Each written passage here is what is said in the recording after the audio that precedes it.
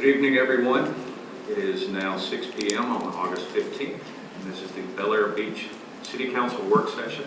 And, we're bringing it to order. Everyone, please rise and join the pledge. I pledge allegiance To the flag of the United States of America, to the republic for which it stands, one nation, under God, indivisible, with liberty and justice for all.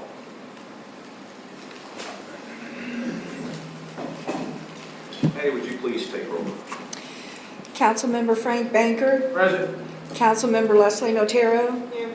Councilmember Lloyd Roberts. Here. Councilmember Jody Shirley. Here. Councilmember Mike Zabel. Here. Vice Mayor Glenn Gunn. Here. Mayor Dave Gaddis. Here. Interim City Manager Kyle Weifler. Here. City Attorney Randy Mora. Present. Thank you, Patty. We have a list of agenda items. It's a pretty big list. There's a couple of things that I want to take care of first. So we're going to do these slightly out of order.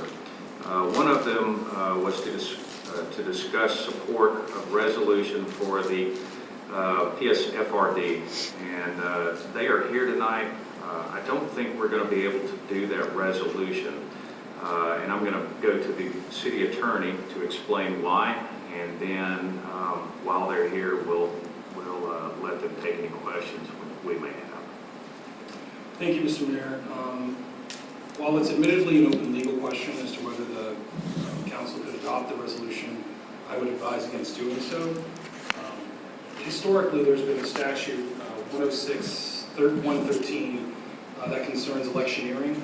In the last legislative session, that was amended by the Florida legislature, and in those amendments, it now provides that a local government or a person acting on behalf of the local government may not expend or authorize the expenditure of and public funds for a political advertisement or any other communication sent to electors concerning a referendum issue, in short, regardless of whether it presents facts only. That the term communication is not defined in that statute, authorized expenditure is not defined in that statute. With that in mind, it presents a open legal question as to whether or not you could, and I would advise against being the test case in this recently adopted Florida statutory restriction. So that's, and I did have the opportunity to discuss this with the mayor last week in connection with similar advice he heard in one of the FLC conference presentation materials, and that aligned with my instincts and my inclinations. So with that, that's my advice would be against adopting the resolution. That is not in any way reflective of a position on my part about this proposed resolution or the request made or that of the commission, but rather a trying to abide by the mandates of the legislature. Thank you very much. So we have the fire chief here, and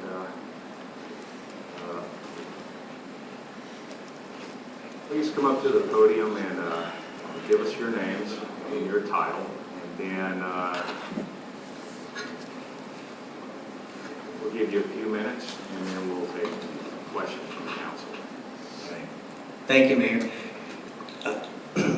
Randy, we understand your position. This is brand new legislature, and we certainly wouldn't tell you how to do your job. And we understand where you're at in that, so I wouldn't try to talk you out of it. But what I would like to do is say thank you for having me here and allow me to just take a couple minutes of your time to explain what issue that we have. If that's all right, I'll be as brief as possible. So I was presented at the last meeting to explain to you that we had a funding issue for the Suncoast Fire Rescue District that needed a permanent solution. And because we have a flat rate assessment that does not increase with our expenses, the district is projected to run out of money in 2025. Before I go further, I'm very rude, but this is our finance director, Erin Brooks. She's our expert, and I'm so sorry for not introducing you right away. But the district is projected to run out of money in 2025, and without additional funding, as our reserve levels get a little bit lower, the state's going to step in and eventually trigger a takeover, and the district will likely dissolve. So last month, our fire commission voted to place a very important question on the November 8th ballot. You can find all the information, if you see the slide up here. You can email info@psfrd.org. You can call that phone number, or you can look on our website is psfrd.org/referendum. And there's a lot of information on there. It has the actual ballot question, exactly what we're asking for. I didn't bring it tonight because we don't have it back yet in Spanish translation, which is required, so I didn't want to bring it here tonight. But you can see it on the website in both English and Spanish.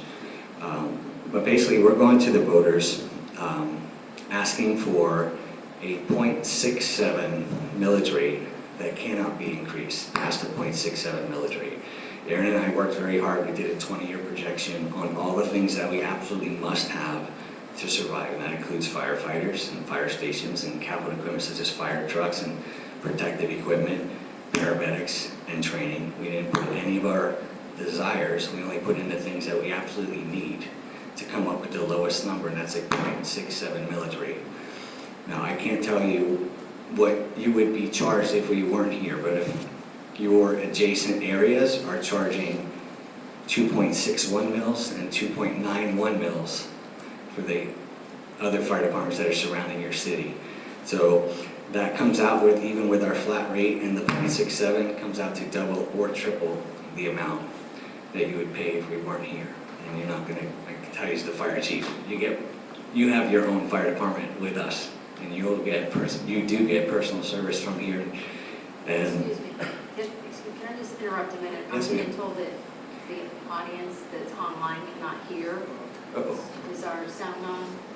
Just, I want to make sure they can hear what you're saying.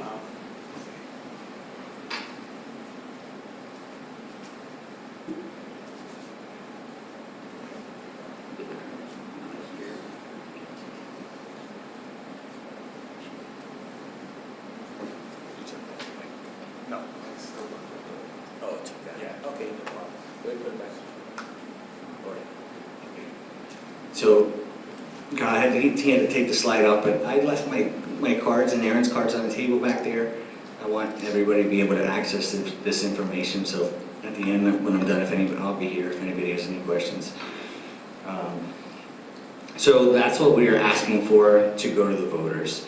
And I told you what the surrounding areas are charging, which equates to double or triple. And the average increase for your city in Bel Air Beach, based on 2022 values, the average additional cost for residential properties is $337.21. So any questions that I could answer, thank you for having me. I know we had a few questions last time. The commissioner asked me about looking at just a flat rate or just a millage, and Aaron had determined that simply doing a flat rate for the entire district would be $810 per household, and simply doing a millage rate would be a 1.72 millage rate for 5 years without being able to ever lower it. So we would have to do a minimum of a 1.72 for 5 years.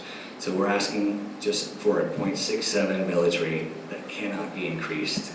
I'm happy to present to anyone at any time, show you our 20-year projection, all the things we'll be doing with the funds, and explain to you what will happen if we do not get them. Council. Any questions? Vice Mayor Gunn. Just a couple quick questions. With respect to your responses, what's the split between, say, responding to structural fires in this area versus EMS response? I mean, when's the last time we had a structural fire in Bel Air Beach? I don't know the answer.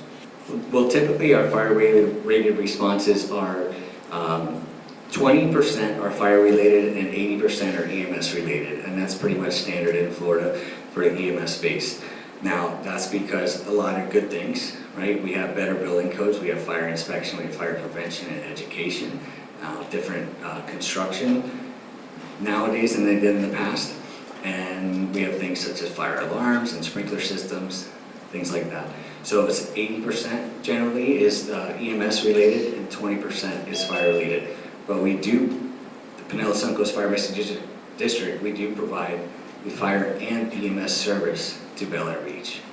So we just don't do the transporting. So our fire department has a fire, on every apparatus has paramedics and EMTs.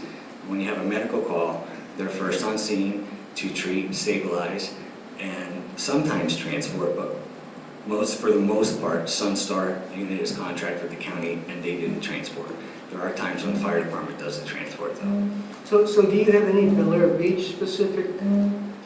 I can get you exactly how many calls we've run into Bel Air Beach, absolutely. I I'll get appreciate for you. that. And then the second question I have is, the ad valorem that you're advocating, is that in place of the existing flat rate, or is that on top of the flat rate? No, that is including the flat rate would stay, the $360 would stay. And so if we did away with that, that's where the millage rate would have to be a 1.72. Okay, so By you're keeping the advocating an 360. ad valorem on top of the flat rate. Yes, sir. Thank So you very much. Yes, sir, thank you. Other council? Yeah, specifically. Lloyd first. So what tools or methods are you guys able to use and are using to help educate the public that are covered by you guys, so they'll understand things like, if they don't approve this, because what I'm concerned about, a lot of people say, oh my gosh, another ad valorem tax, and they just automatically vote no, without the understanding that the alternative may be you guys go out of business, and then what happens? The state comes in, and there's not a vote on that, right? They No, just sir. say, That's we're state taking statute. over, Yes, sir. and this is going to be your ad valorem tax. Yes, sir. So what type of tools or information do you guys have to help educate the people that are going to be voting on this? Okay, that's a great question. So there are a lot of things we're doing with public education and being out in the community and meetings. With the same House bill that passed, there's a lot of restrictions put on special districts, especially with the expenditures of any funds. With that, there's the only thing that we can do as a district is educate to the facts. Now, the fire department has a union, right, which is totally separate, and they can do different things. They have a political action committee where they are spending money. They are educating, creating some flyers and billboards and mailers, things like that. Where from the district, we are putting on our website, as well as they'll be available for any meetings, a fact sheet that tell you exactly what will happen, what we're doing with the money, what the ballot language is, what will happen if we're not here. And it is my intention to meet with anyone and everyone to educate them, because they don't know. Some people think that, we have an ad valorem, or this passed many years ago, or whatever they might think. And we are the only municipality in the entire county that does not have an ad valorem tax. And that's the way our charter was written. We have to go to the voters for that. But I will tell you, and Aaron, feel free to anytime, is, Aaron has done a deep dive. We both started here in November. Aaron was in the company that was the auditing company for the district for many years. She knows the finances in and out. And when we did a deep dive as to what the district needs, we realized that the district will be out of money in September of 2025.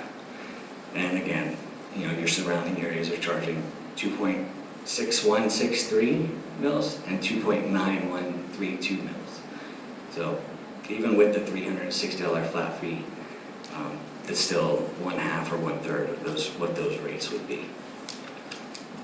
Yes, sir. Thank you. Proposal includes moving the firehouse from IRB to your location, correct? The proposal includes rebuilding one of our stations, 27, that's in the IRB, and we have done a study, and we would like to move that station further north to have better, we have good response times into Bel Air Beach, but we'd like to have, they can be improved. And so our issue is finding property, right? And we have located some property that we're in talks with. However, we can't commit to that because until the ballot passes and we have the actual funding commit. But we are looking at the very northern end of Indian Rocks Beach. Would put them at the southern end of Bel Air Beach and drastically improve the response times here. How do you know this funding would suffice then? How do you know that the funding that you're proposing, or the increase would suffice building a new building? We've done projections, worked with architects and looked at the building costs of what's being built around us. There's a few other fire stations that are being built, and we did the estimates and left some room there for inflation. We also are working with the county on some funding and pursuing grants and things like that, so we're confident. So if you took out, if you just left the things the way they are, how much would you truly need? Because that's a, in my view, that's going to be a mammoth amount of money to relocate that firehouse, find new ground and build a new building. Even if we didn't relocate, that station is in drastic need of being rebuilt. The station's from 1965, very unhealthy fire station. It's not healthy for the firefighters to live there. There's a lot of standards, like, for example, it's a 3-story building and we don't have an elevator. It's not ADA compliant. We can't hold public meetings there. It's putting the district at a liability that someone can't come upstairs to speak to the fire chief. So that's one of the things that building, even if we stayed at the property that we have, that building needs to be demolished and rebuilt. Mike, say one. Is there any land available? You keep talking about, we're going to build this, we're going to build that. I don't see much available land. And number two, what happens if the voters decide we're not going to pay another tax or, add to our taxes? What happens? If the vote, it is up to voters, and if the voters decide that's not, the majority decide that's not what they want, we will be dissolved. Pinellas Suncoast Fire Rescue District will no longer exist, and the state will come in. There'll be a state takeover, and more than likely, you'll be contracted with your neighboring fire department. I mean, I hear that, but what does that really mean? I mean, will our response times drop? I would say, I can't answer for them, but I would say that with certainty that the millage rates that they're charging now, the 2.91 and the 2.61, that's when they can contract services to other areas with their existing fire stations and their existing personnel. So if they were to do a study and say, oh, we need a fire station in Bel Air Beach or Indian Rocks Beach, you're not going to pay that millage rate because they also have to now pay for a fire station. And they have to pay for at least 9 firefighters to be housed in that fire station. So until you'd be paying for that until those costs are absorbed as well. So, and as far as the land goes, you're right, that's one of our biggest problems here. The beaches are built out, and we're working diligently with many different avenues, and we do have a piece of property identified on the northern end. However, we can't commit to that until after November. So you're telling us that it's going to be more expensive for us if the voters turn this down? Yes, sir, at least twice as much. And we'll be able to tell any voter. We can tell, we have an interactive spreadsheet from the property appraiser. I can pull up your address and I can tell you exactly to the dollar amount what you would pay, and for anybody. And we're happy to do that because we want everybody to be educated. We're telling everyone the facts. These are not my opinion, these are the facts. So I'm happy to do that. I'd like to meet with anybody that would like to know that. And this is your fire department. You have input on everything that we do. Glenn, go ahead. Has there ever been a case of Pinellas shuttering a firehouse? Have you ever had a layoff or a furlough? Yes, sir. What? Yes, sir. Back in 2009, the EMS funding that everybody pays, 0.9156 mils, every resident pays 0.9156 mils to the county for EMS funding. Back in 2008, we had 3 fire stations as we have now, and we were getting paid for 3 seats of funding, which is typical in the county, and that was cut down to 1 seat in the county. So we couldn't not provide that service, right? So the district absorbed those costs. They gave the employees a year to find other jobs, and we laid off 6 people. Closed down 1 fire station, temporarily closed down a 2nd fire station, and then it was realized that there's a huge gap in service, and the fire stations were reopened. However, our funding was not brought up to the minimum levels. We've been working diligently, very hard. Mayor Gaddis has been a proponent on the MSAC committee as well, and we believe that this October, we'll have that funding back, which is going to help us. It doesn't solve our problems, but it definitely can help us. It's an additional $300,000 per year.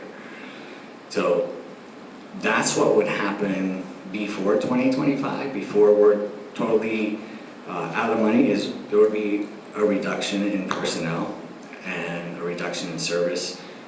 More than likely, another agency would have to provide those services, but we'd be at the mercy of the state as to what happens next. And you know, this fire department started here in 1951, and I will tell you, I have 44 families that depend on this job, and I have families that have had their dads work here, their relatives, their uncles, their grandfathers work here. One of our union president, his dad died in the line of duty serving in Iraq's Beach and Bel Air Beach. And he's trying to carry that on. And nobody wants to work in a place that they don't have safety and security for their family. And if this doesn't pass in November, firefighters are going to start to look going other places, and we're not going to be able to fill their positions. No one qualified is going to be able to fill those positions, and it's going to get bad. And services will go down. Thank you. Thank you. Any other questions from the council? I'm going to, since you're here and we have a few citizens here, are there any questions from the citizens for Chief Davidson? Yes. Please come up to the podium and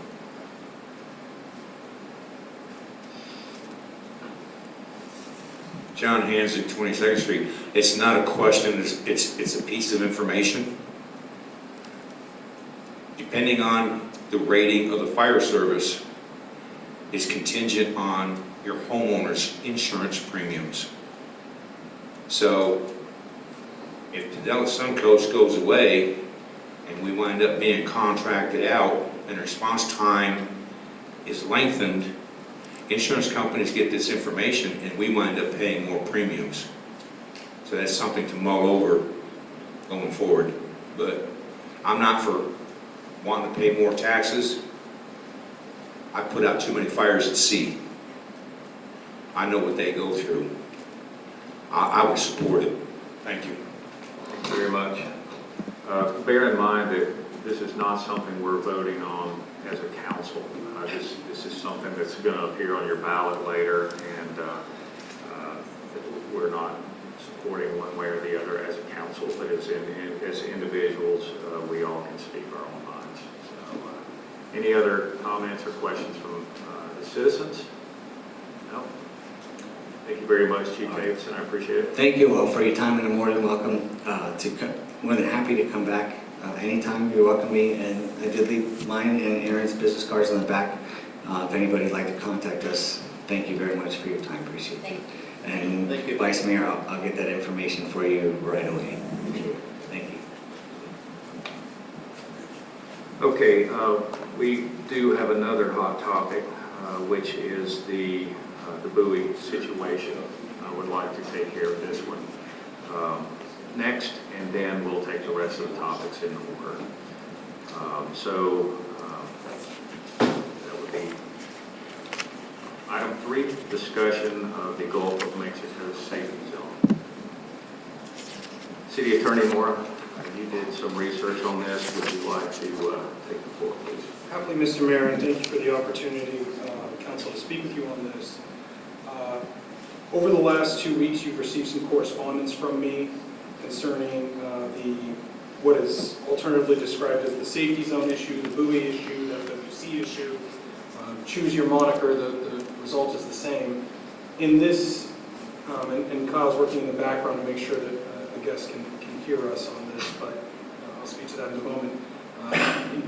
In my correspondence, I provided you sort of a factual timeline as to how we ended up here from a proposed ordinance standpoint. On July 5th, there was a proposed ordinance that was failed for lack of motion. At our last meeting on August 1st, we had an ordinance that provided an alternative approach whereby the safety zone, as it's been called, would be eliminated and the buoys pulled. That was tabled to a later time, and based on its tabling, this workshop issue arose. At the conclusion of that discussion, I committed to you that I would reach out to a peer, a fellow attorney in the office in FWC's offices concerning this to see if they could make themselves available. We had some very fruitful and substantive discussions on the issue, and Ms. Brandy Elliott should be on the line. I believe she's right there in 4K for all of us to see on the screen. But Ms. Elliott will be joining us. Ms. Elliott and I first got acquainted formally last month when we both presented at the Florida Municipal Attorneys Association. She on various FWC issues, I on pedestrians and multimodal transportation. Be that as it may, her office and that of the Office of the City Attorney, both through me and my predecessors, exchanged a great deal of correspondence with FWC in the last year as this issue has come to pass. The issue that you have here is an ordinance, a permit that was functionally issued in error from FWC's perspective. It's an understanding that people may disagree on that. I want to be very clear that my job is to provide you information. I'm not trying to debate you. I'm not trying to persuade you. I just want you to have information, and you folks as policymakers can reach your own conclusions. And so with that in mind, the regulatory landscape on this comes from Florida Statute 327.46. It provides in two different places, 1B sub 3A, our ability to make an ordinance designating a public bathing beach swim area. This is what you would call the safety zone, what you've historically called as a safety zone. But what it provides is that it is a vessel exclusion zone. It's not a vessel under a certain speed, it's just swimmers to the exclusion of vessels. A second alternative you have under this, sub 3 is to, or sorry, C sub 2 is to, C sub 3 is to create a vessel exclusion zone for vessels under oar or manpower or sail.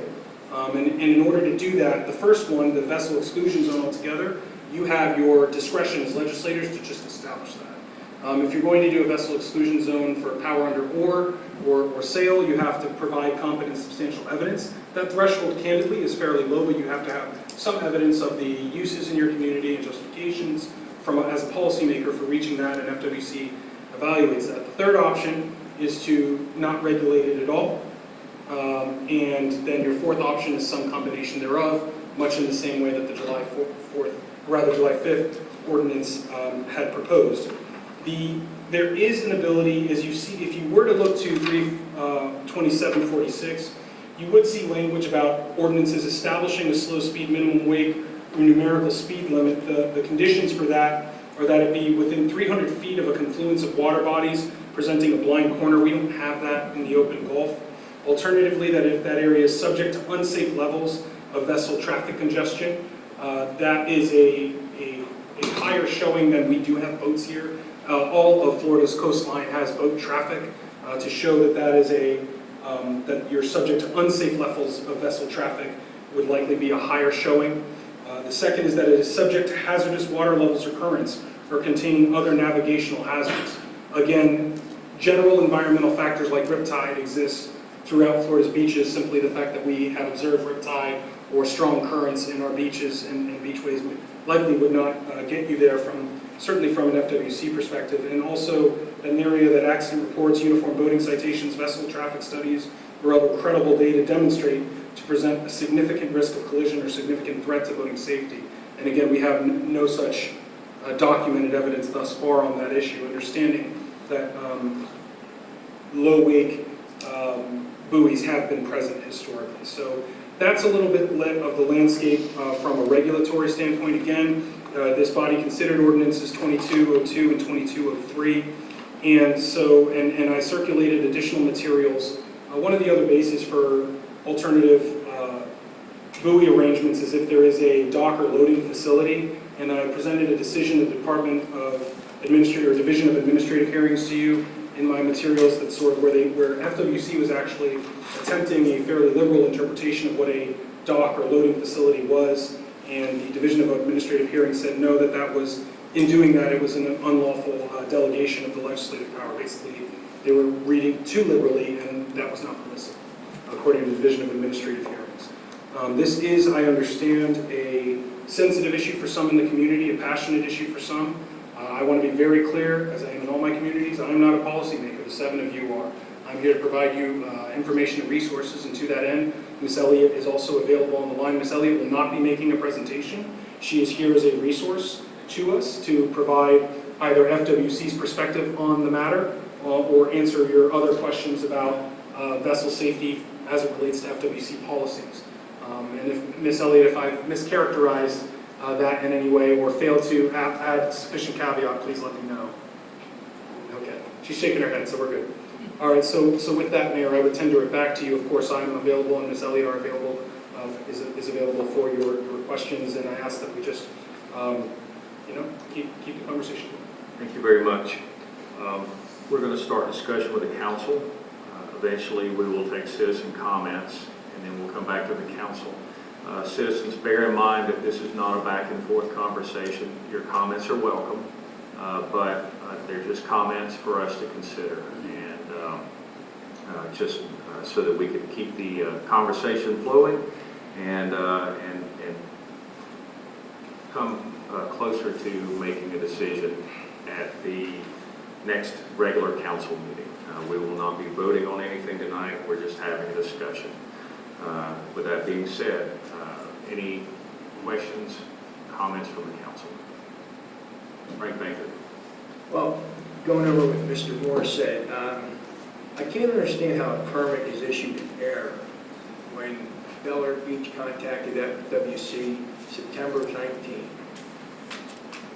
FWC requested what verbiage would be on the buoys 3 times between September 19 and May of 2020, thus providing idle speed, no wait, in each email that I had. Okay, right here. Yes, sir, you provided them to me as well. I have it. It's fine. So I can't understand how that's an error. Plus, the permit needs to be renewed every 3 years. 32746 went into effect, what was voted on by the legislature in 2009, went into effect in 2010. How do you keep airing something? I was not involved in those. I can't explain to you why that would happen. I can tell you none of us, I think, are terribly surprised or unfamiliar with the concept of administrative failures and oversights, and I'm not suggesting to you that everything here was done by the book. I was not involved in that process, nor am I judging or commenting on the performance of FWC personnel, but how permits get issued in error all the time in local government. A fence is permitted to be 10 feet tall, it should have been 7 feet tall. A building is allowed to exceed a certain height or setback limit that shouldn't have been upon further review. Generally speaking, within the law, as just a matter of law, a permit issued in error is a permit void ab initio. It's generally considered void from its inception because the oversights or failures of individual administrators cannot supersede the law.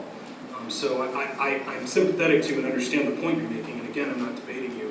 I just want to make clear that I hear what you're saying. There's a whole pattern of failure in that process for somebody to catch something that they are asserting should have been addressed long ago. Well, the other thing is, if we are in violation, okay, and I think we've had computers for a couple of years now, how many permits does FWC approve that have idle speed, no weight in towns and cities in the state of Florida, east, west, and north of the state? Because a simple word search would grant us that.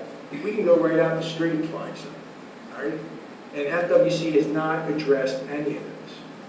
Now, my argument has been FWC is incompetent in doing their permits. You represent IRB.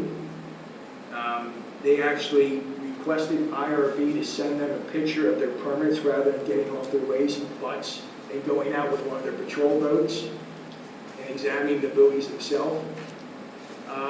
But going back to 327.46, while you read what we can and cannot do with idle speed permits, it also says an ordinance establishing an idle speed, no weight boating restriction area. If the area is, this is one and this is A, within 500 feet of any boat ramp, hoist, marine, railway, or other launching or landing facilities, or other launching or landing facilities.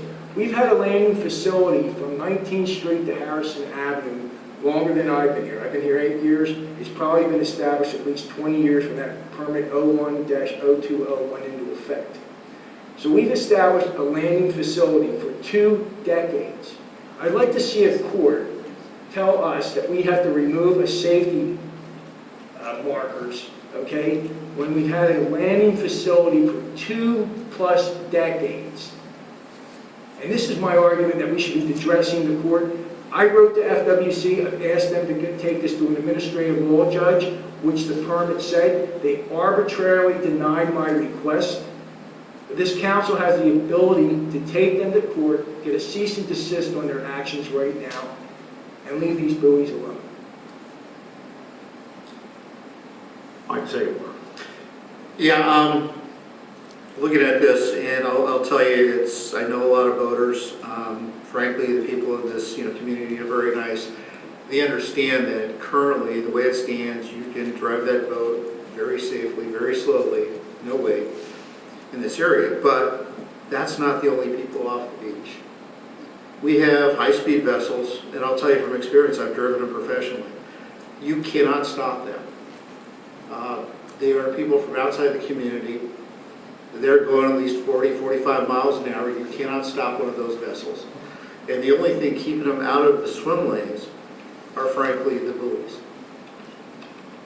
Now, it's difficult, again, knowing voters, we have, voters that would like, to have that ability, but you really can't pick and choose. We tried that with having vessel exclusion areas combined with boating areas, and we failed to reach consensus. So what I'm recommending, what I'll support is replacing the buoys. That unfortunately, we can't have good things because of the acts of, people outside our community. So we'll have to replace the buoys. Boaters will not be able to allow, coming in those, that'd be preferable. I'd like to have what we had before, but we can't do that. And, further, at least have the ability to say have a, paddleboard in that area. Because, obviously very slow speed on those. And, keeping out what they call, the parasailers, the foils. Those are high speed. If you're not familiar with them, they have a running skate that's basically a knife that's 3 foot under the water, and you really cannot control those. So again, I know what I'd like to prefer, but we can't do it. So put the buoys back. We're going to have to go to swim exclusion area, up and down the beach, maintain safety for everybody. And frankly, what we need to do is, get off top dead center, get some consensus in this group, and move forward. Thank you. Lloyd Roberts. First, I'd like to thank Ms. Elliott for giving up her time today to be here to help us with questions and any information we may need, so thank you. I do have a question about the vessel exclusion, and I think I read several things about it. I think I understand what that's supposed to mean. So we have a vessel exclusion area. Does that pretty much mean that there would be, the definition of vessel would include anything up to including paddle boards, kayaks, things like that? Correct, yes, sir. The definition of vessel is actually provided in section 327.02 of the statutes, and it's a pretty broad definition. It's basically all means of transportation upon the water, and that's a little broad because there are some things that necessarily by their own definitions don't fall within the definition of vessel. There are other things such as floating structures, seaplanes are specifically exempted out. And then things like floats. We kind of follow the federal government, the Coast Guard's lead on most things where they designate what qualifies as a vessel or not, so long as it meets our state definition. So things like floats and rafts and things like that aren't vessels, but stand-up paddleboards have been determined to be vessels. There's a lot of things, new technology, things like jet leads and jet propelled vessels, those things all qualify as vessels. So when you're talking about a vessel exclusion zone, just straight exclusion zone, which was the first option for an alternative voting restricted area that was discussed, it would exclude all types of vessels. So floats and rafts and things like that would be allowed to be in there. Paddle boards, all those jet labs, and of course what you think of when you think of as your standard powered vessel would also be excluded. Okay, thank you very much. So Mike, back to you. When you were saying that we put the buoys back, or replace them, what were you envisioning regarding what would actually be on the buoys? What type of notice? What would it say? What were you hoping it would say? Just trying to get a vision. Actually, that's not my call, that'd be their call, because you're very specific, when you're talking about buoys, they should be marked in a uniform manner throughout to comply with something called collision regulations, that's Coast Guard, and FWC, whatever mandatory wording they use. Right. But what I'd like, I mean, preferable again, is having a vessel exclusion area and be marked for swimmers, but I was seeing if there's a possibility to incorporate, to allow, obviously, you know, floating toys, you know, bring out your giant inflatable donut, paddle boards, and kayaks, again, all manpowered. And I'm going to chime in right quick. I believe we did have those options. We had the options to have minimalistic craft that you could paddle around That's on. on Randy's options, he gave us option 2, it Right. was just that, under oar or sail. And that was this original conversation we had. We were given 3 options, pick one. And that's whenever we had an open forum and citizens came out and spoke, and we had a few people that wanted to be able to bring their boat in. So we tried to reach a compromise, and that didn't work out. So we're kind of back to where we are with those 3 choices. Pick one. It looks like we're going to have to we're going to have to do something. We either pull them completely or we put them back and pick one of the 3 choices.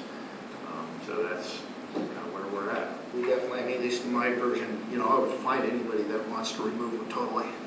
Well, you wouldn't have to replace them, you'd have to put a reword. We're missing several already, and the ones that are out there on the water, they have taken a beating. So, Leslie Natara. My problem with the vessel. I'm sorry, Leslie, can you pull your microphone a little closer? Is it better?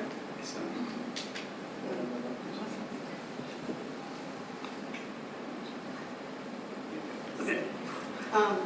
My problem with the vessel exclusion zone is if it bars kayaks, floats, you know, stand-up paddle boards, things like that, which I have no problem barring powered vessels, other than human powered. But Do we have that option? Yes, Maybe we're talking yes, we about- do.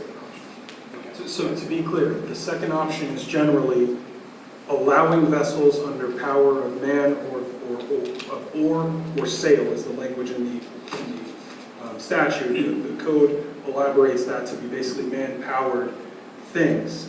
So you would not be able to bring your pontoon boat to shore to pick up your family for a day of beach going, but if you wanted to meet your one true love at the shore and go for a sunset paddleboard ride, under that regulatory scheme, you could do that. Again, the only issue is that's done with showing to FWC. FWC would have some ability to say, hey, we do or don't think you've met the threshold to justify that. And that's more an explanation of process, so that you know it's not just, all right, we are in agreement. If the consensus of this moves toward number 2, it's not as simple as a first reading and a second reading. There is an added administrative step there in terms of getting FWC approval buy-in for that. And it does allow boaters to basically, you know, anchor outside or just have them, you know, loiter outside the buoys and come in with an inflatable raft, come pick up the gear and take it right back out again. Because it's basically, what, 75 yards max out there to the buoy line? Approximately. Yeah. And Yeah, but yeah, no, it's, depends on the sand, which would be nice, wouldn't it? 300 feet. Okay. Thank you. Jody Shirley. So just a couple of things. I'm originally leaning towards option 2, but something you said, Randy, was there was the buoys that are there currently are permittable if there's hazardous conditions.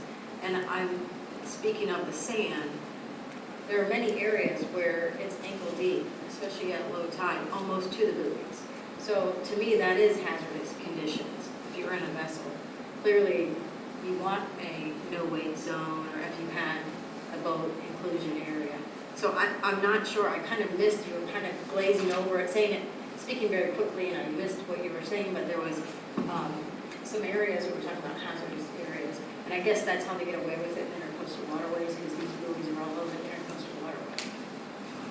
So what I was reading from was 327.46, sub 1, sub C, sub 2, A through D.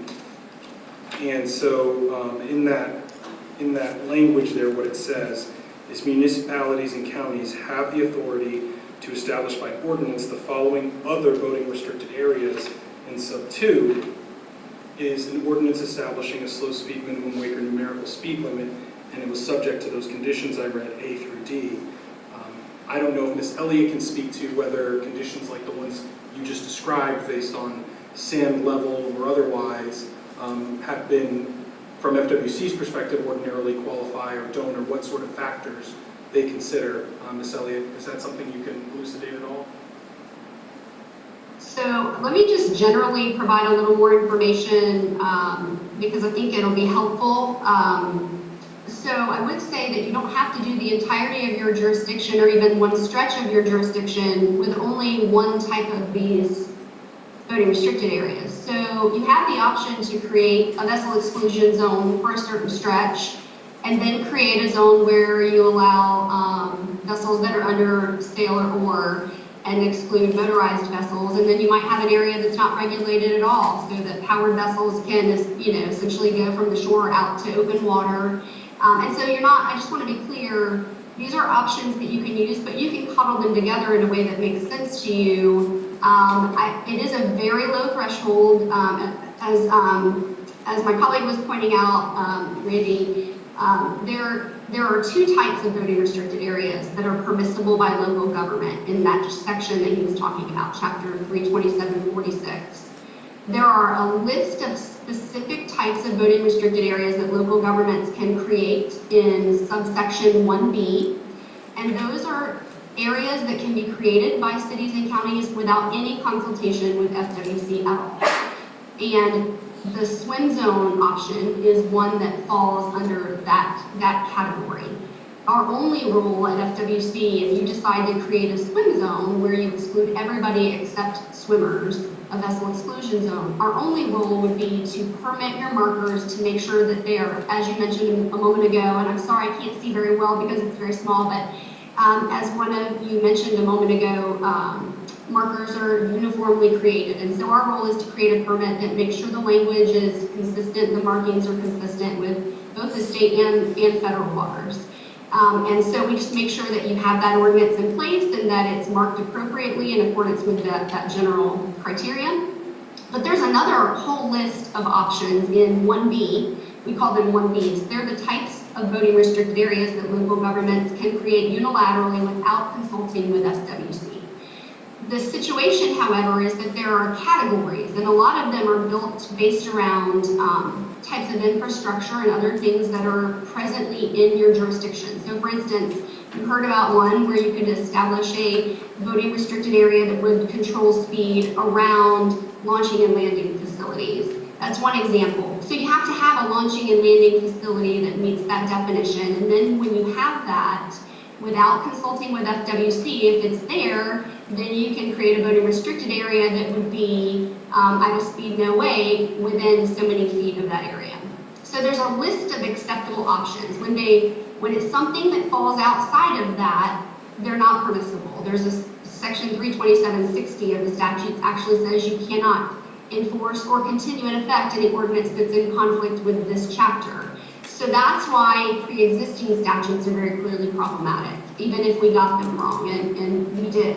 When I say we, I mean that's the whole agency. I wasn't around 20 years ago, and I wasn't consulted a few years ago, and I couldn't tell you who was. We're recognizing that was an error, but we're obligated by the legislature to follow these guidelines, and so we're just trying to get it right. There is a second subset in Chapter 32746 of type of voting restricted areas that a local government can create as well, and they have this additional caveat. There's specific types, so you can't just create any type of zone where FWC would look to see if there's evidence that it's necessary for safety. It's specific types of zones, and the one that came up that we've talked about this evening so far is a zone that would exclude all vessels except those that are operating under sail or oar, and of course then persons who are not on vessels at all would be permitted as well. So that's an example where there's this additional layer of review that FWC has to review the area and determine that there is evidence that that type of area is necessary to protect public safety based on substantial competent evidence. It's a low threshold for canoes and kayaks and vessels that are under sail and oar because you're not dealing with the safety concerns and the high risks of vessels that have motors, essentially injuring persons who might be more disadvantaged. So there's two categories of voting restricted areas, but within those categories are the specific allowable types of voting restricted areas that can be created. So it's not just any type of area. And I want to be clear that each area that can be created is listed the criteria. So for instance, if you have to identify that you have a launching or landing facility, and then when you identify that you have that, you get so much distance around it, and it has to be the specific type of voting restricted area that's identified. So it has to be idle speed, no wake. So the reason I point that out is because earlier it was mentioned that there are a bunch of idle speed, no wake markers in the water, and there are permissible idle speed, no wake zones all over the state, and that's because Chapter 32746 does provide for idle speed, no wake zones. They just don't provide for them in an unlimited set of circumstances. They're the very specific areas that the chapter will allow you to create. And so that's why we're limited. It's really a legislative enactment where FWC, we kind of feel like our hands are tied. We have no say whatsoever when you create a voting restricted area that is under 1B, which are those that a local government can create without our involvement. We then have to permit the signs, but we really just make sure that you have the ordinance in place and that it is the type of zone that the statute says can be created. And then you have those other ones that are 1Cs, and we have to make sure that there's evidence showing that it's necessary for public safety, and then we also have to permit those markers. And so they always, though, have to fall within the specific categories that are listed in Chapter 32746, if that makes sense. Thank you.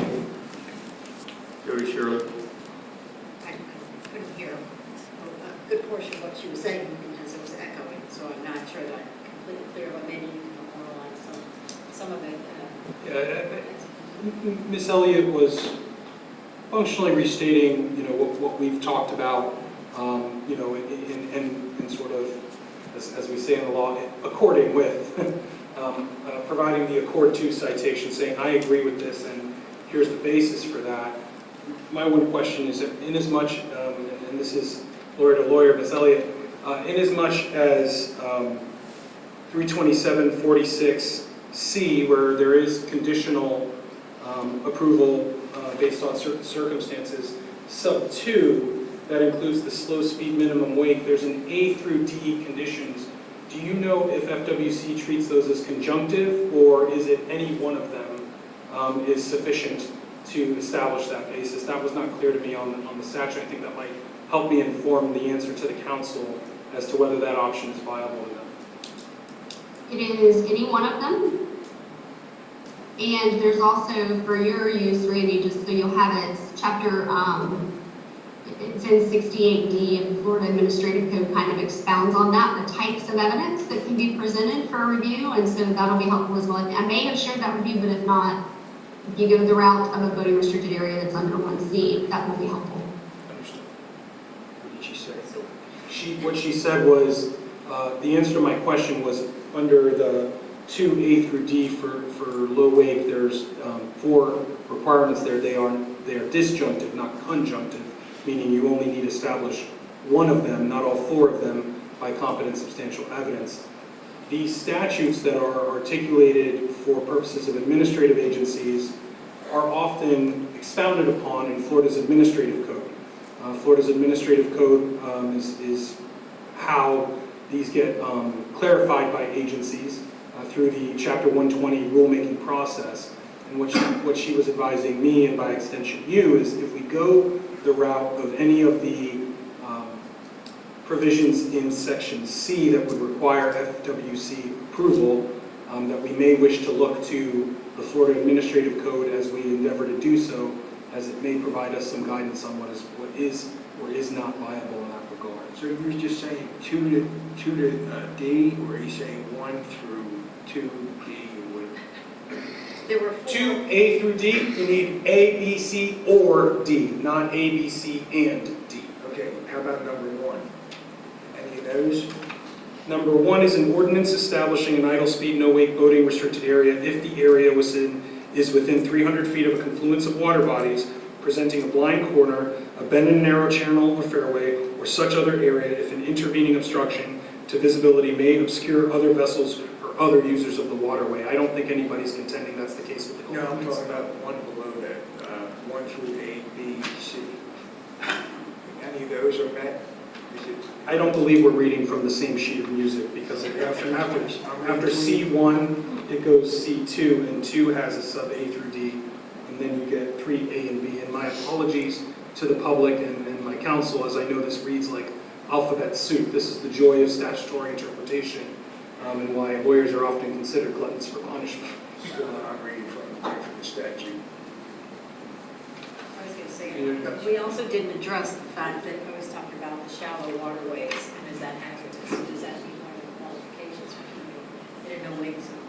And no one answered that question. There was a whole lot of interpreting, but no one answered the question I had. That's likely because the standard answer to any legal question like the one you just It's not to asked answer it. it depends. It depends.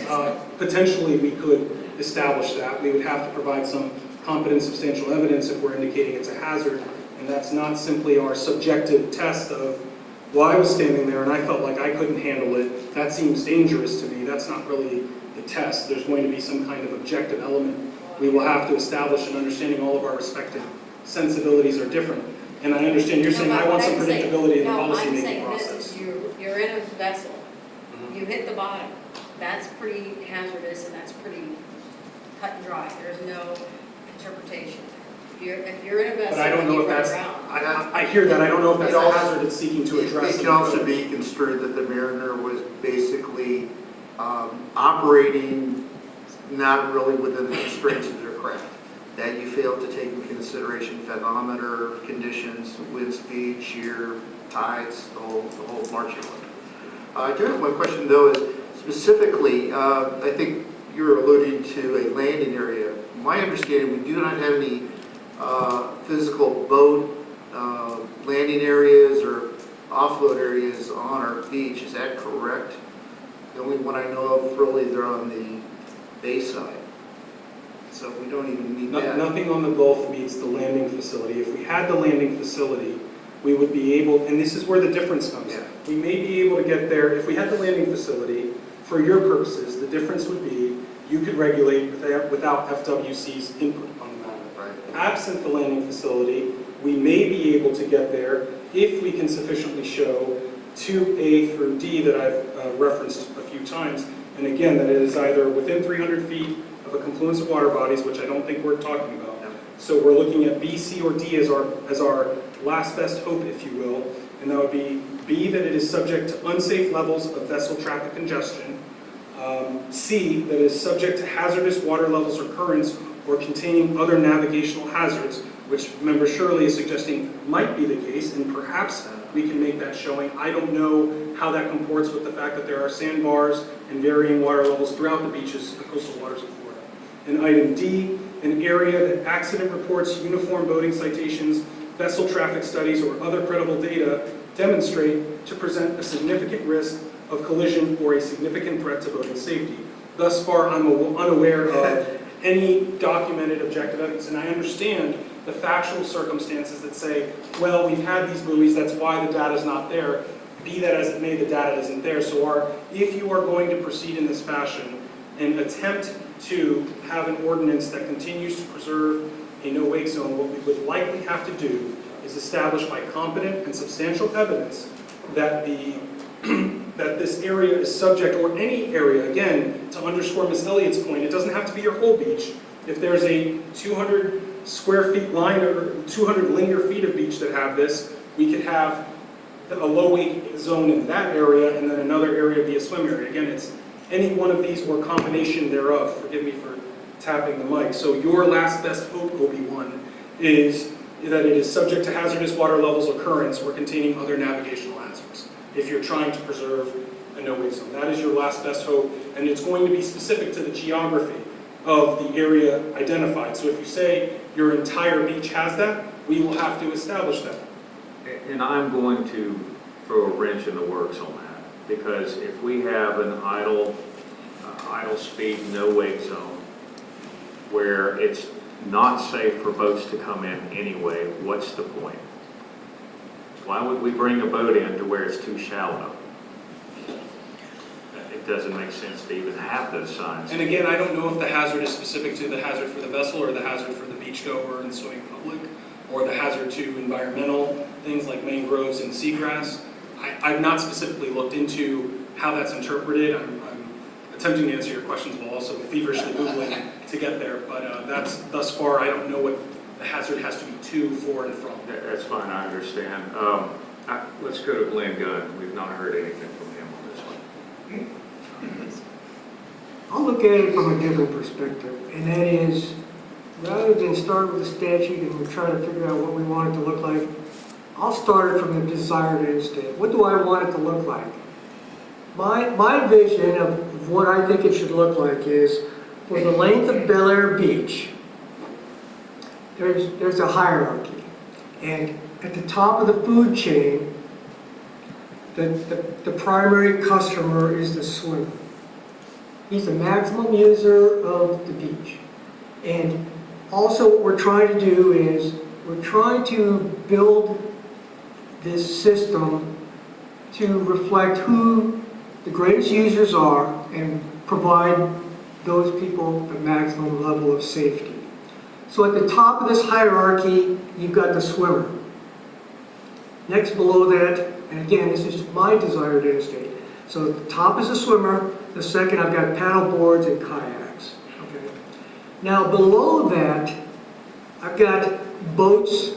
If they want to access the beach and there's some way that they can come in under control, under minimum speed, then that's a possibility as well. At the bottom of this hierarchy are foil boards, kite boards, and windsurfers, because they are the most dangerous, in my view, to the swimmer. They can be very fast. They are subject to a high workload level for the person who's using it, and they can be easily distracted. And the consequence of one of those high-speed vessels hitting a swimmer are disastrous, I think. So we got at the top, the swimmer, the paddle boards and kayaks.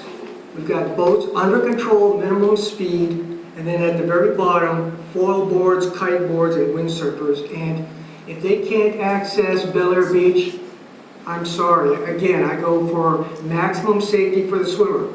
And if you can't access Bel Air Beach with a foil board, a kite board, or a windsurfer, there's a beach just to the south of us with no buoys and no restrictions that you can use at any time.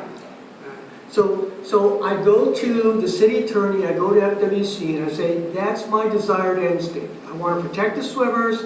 I want to allow paddle boards and kayaks to use it. If possible, allow boats under control, slow speed access to the beach. How can we do that? Is that possible, or do we have to draw the line there somewhere and say? Through precisely the process we're engaged in, by adopting an ordinance that reflects that. I will tell you that as it relates to everything shy of allowing motorized vessels in, your best bet is where we started with 1, 2, 3 is number 2. Vessels under power of sail or oar. That seems to be most aligning with the general idea that we don't want to exclude every form of vessel, just those with motorization, if that's the case. While Member Gunn was talking, I did go to 68D21, and the criteria provided says, an ordinance establishing a slow speed, I'm trying to read slowly, I promise. Minimum weight, boating restricted area, or numerical speed limit will be approved for areas A, subject to hazardous water levels occurrence if, 1, the boating restricted area established in the ordinance is active and enforceable only when the water levels are at or above flood stage on a river gauge operated or reported by the National Weather Service's River Forecast Center, or at the equivalent level on a river gauge operated or reported by the United States Geological Survey's National Water Information System, and the specific gauge and flood stage water level is specified in the ordinance. 2, a navigation chart published by the National Oceanic and Atmospheric Administration's National Ocean Service identifies the area as being subject to hazardous tides occurrence. 3, creditable data demonstrate that the area is subject to water levels occurrence that endanger vessels operating in the area or the occupants of such vessels.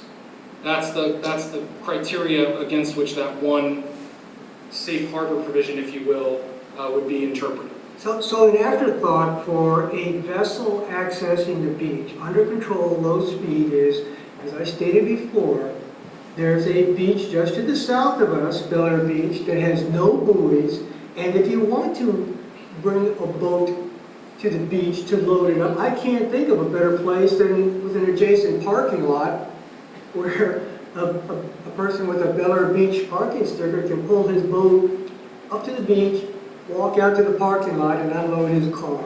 I can't think of a better place. That's where I'm at. Thank you very much, Mr. Gunn. Before we go back around for a second round, let's go to the citizens. Would anyone like to speak on this topic? Yes. Yes, ma'am. Please come up to the podium and give us your name and address, please.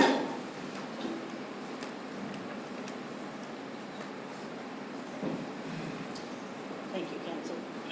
My name is Carol Connery at 3210 Gulf Boulevard, and I'm the president of the Bel Air Sands Condo Association. So I'm actually speaking on behalf of 24 Bel Air Beach property owners, and we are adamantly opposed to any kind of motorized vessel coming into the beach. It would be, to me, a disaster. We have a major hazard to any swimmer. I've almost been run over by a jet ski with an intoxicated female coming in about 3 feet of water. Luckily, there were 3 or 4 of us, and we waved at her enough that she pulled away. Well, we could have had 3 or 4 dead people in the water. So that's just one simple example of what could occur. I think by allowing boats to come in, it would become somewhat of a party city when word gets out. Pull your boat up, have a great time. You know, it would change the entire vibe of our family-oriented beach.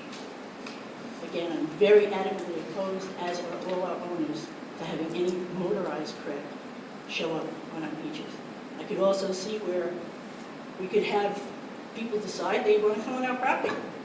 Let's see if they have bathrooms. Let's go see if they have a pool. Obviously, they'd be trespassing. But who's going to police that?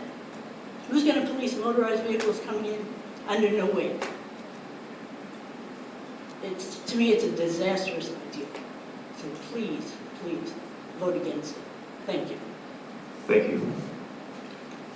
Other citizens? Yes.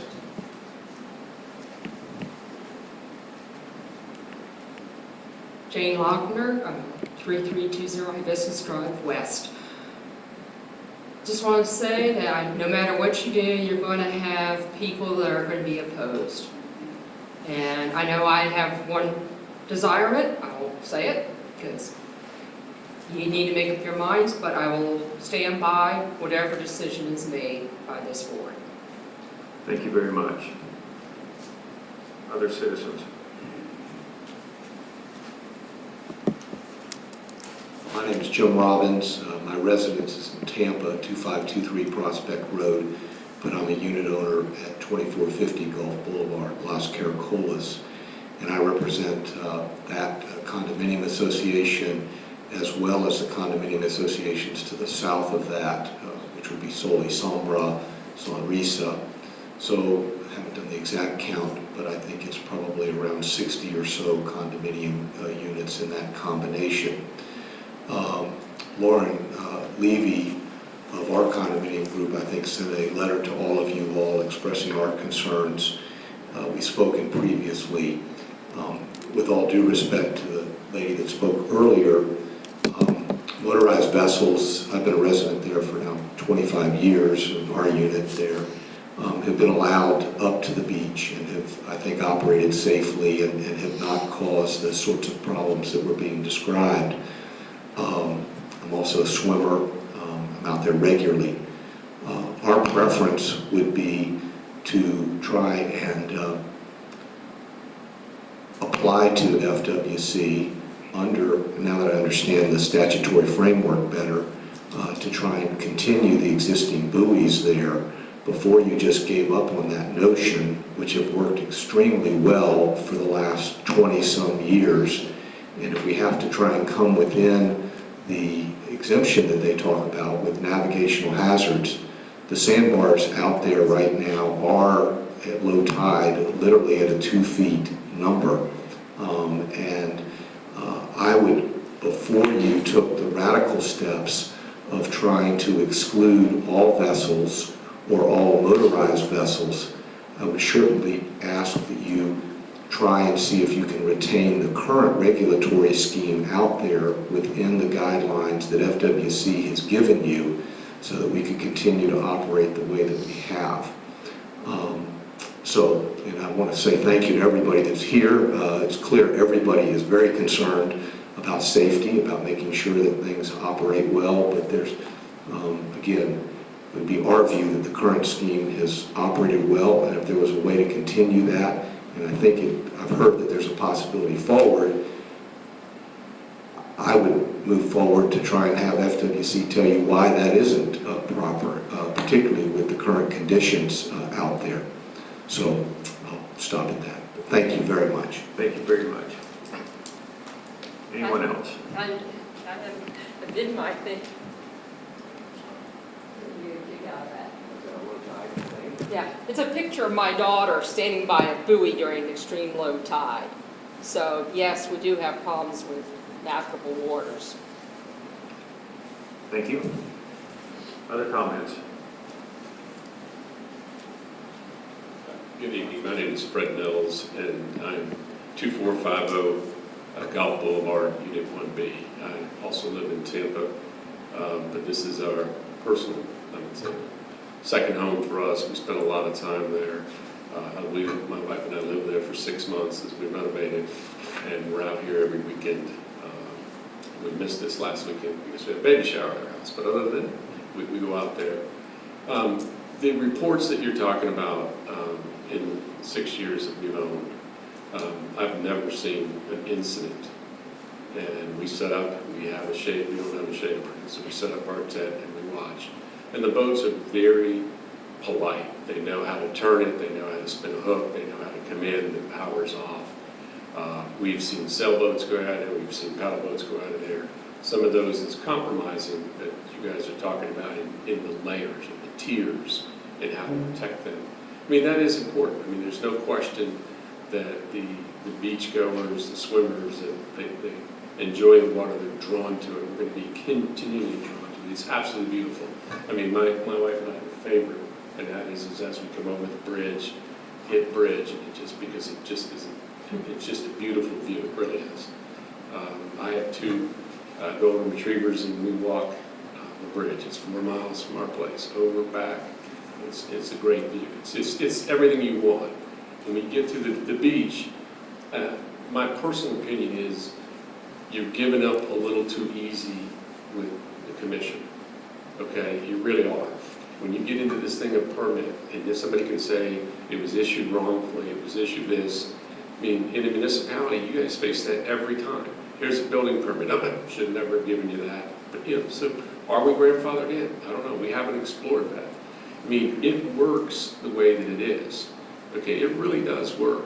And I understand that the buoys that are out there are, somebody said that they're improper or they need work. Or that it's really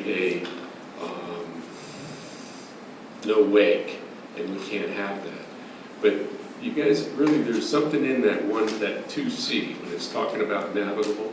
I mean, there's no boat owner that's going to come in there intentionally, because they know those sandbars are there. They know that it's beach, then there's a trough, and then there's a sandbar, and they know it, everybody knows it. So it does work. I mean, I think there's a reason that we can have and continue to have what we currently have.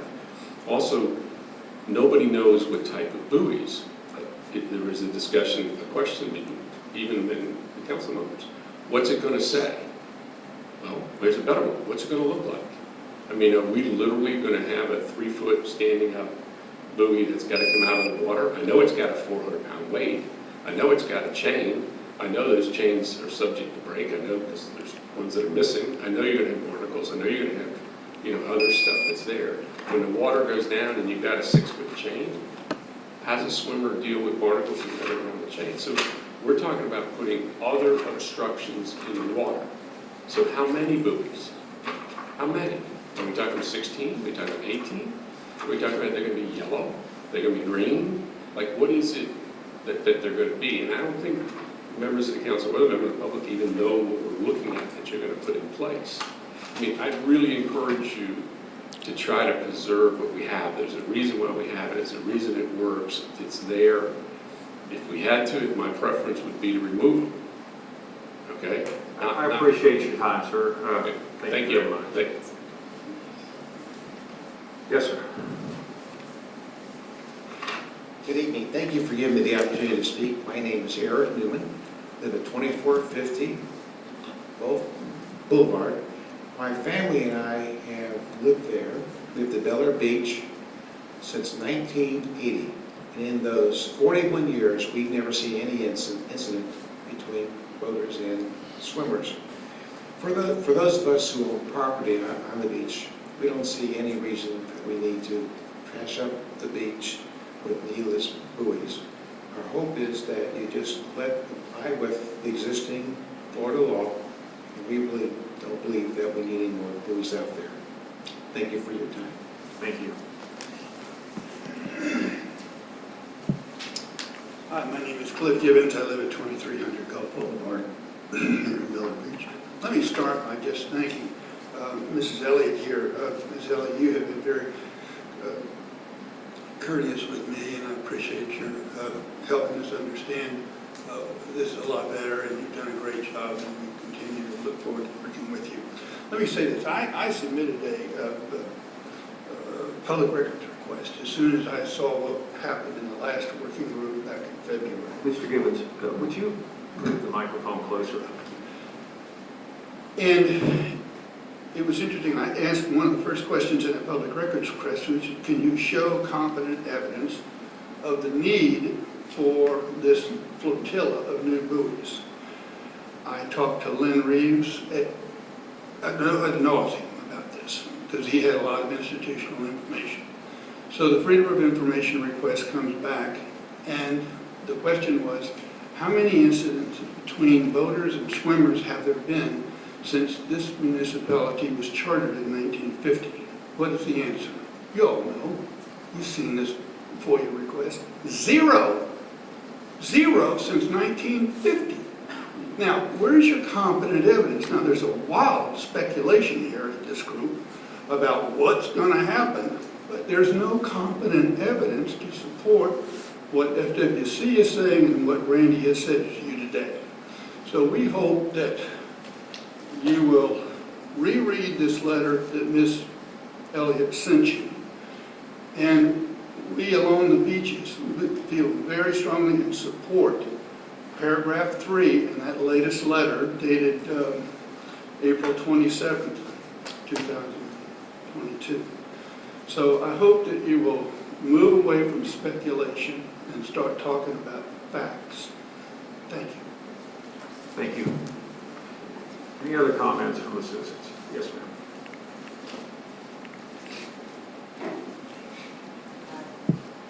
I'm Terry Gibbons. I'm 2300 Gulf Boulevard. I think I'm living with him. Pull the mic down a little bit.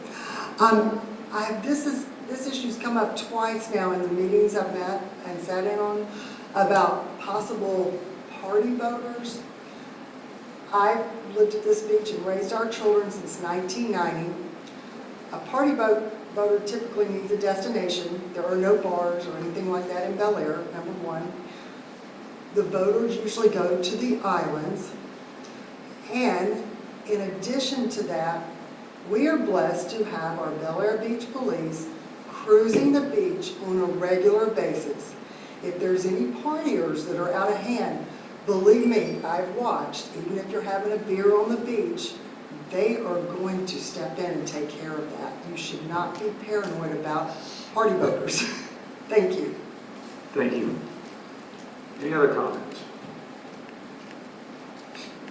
All right, let's go back to the council.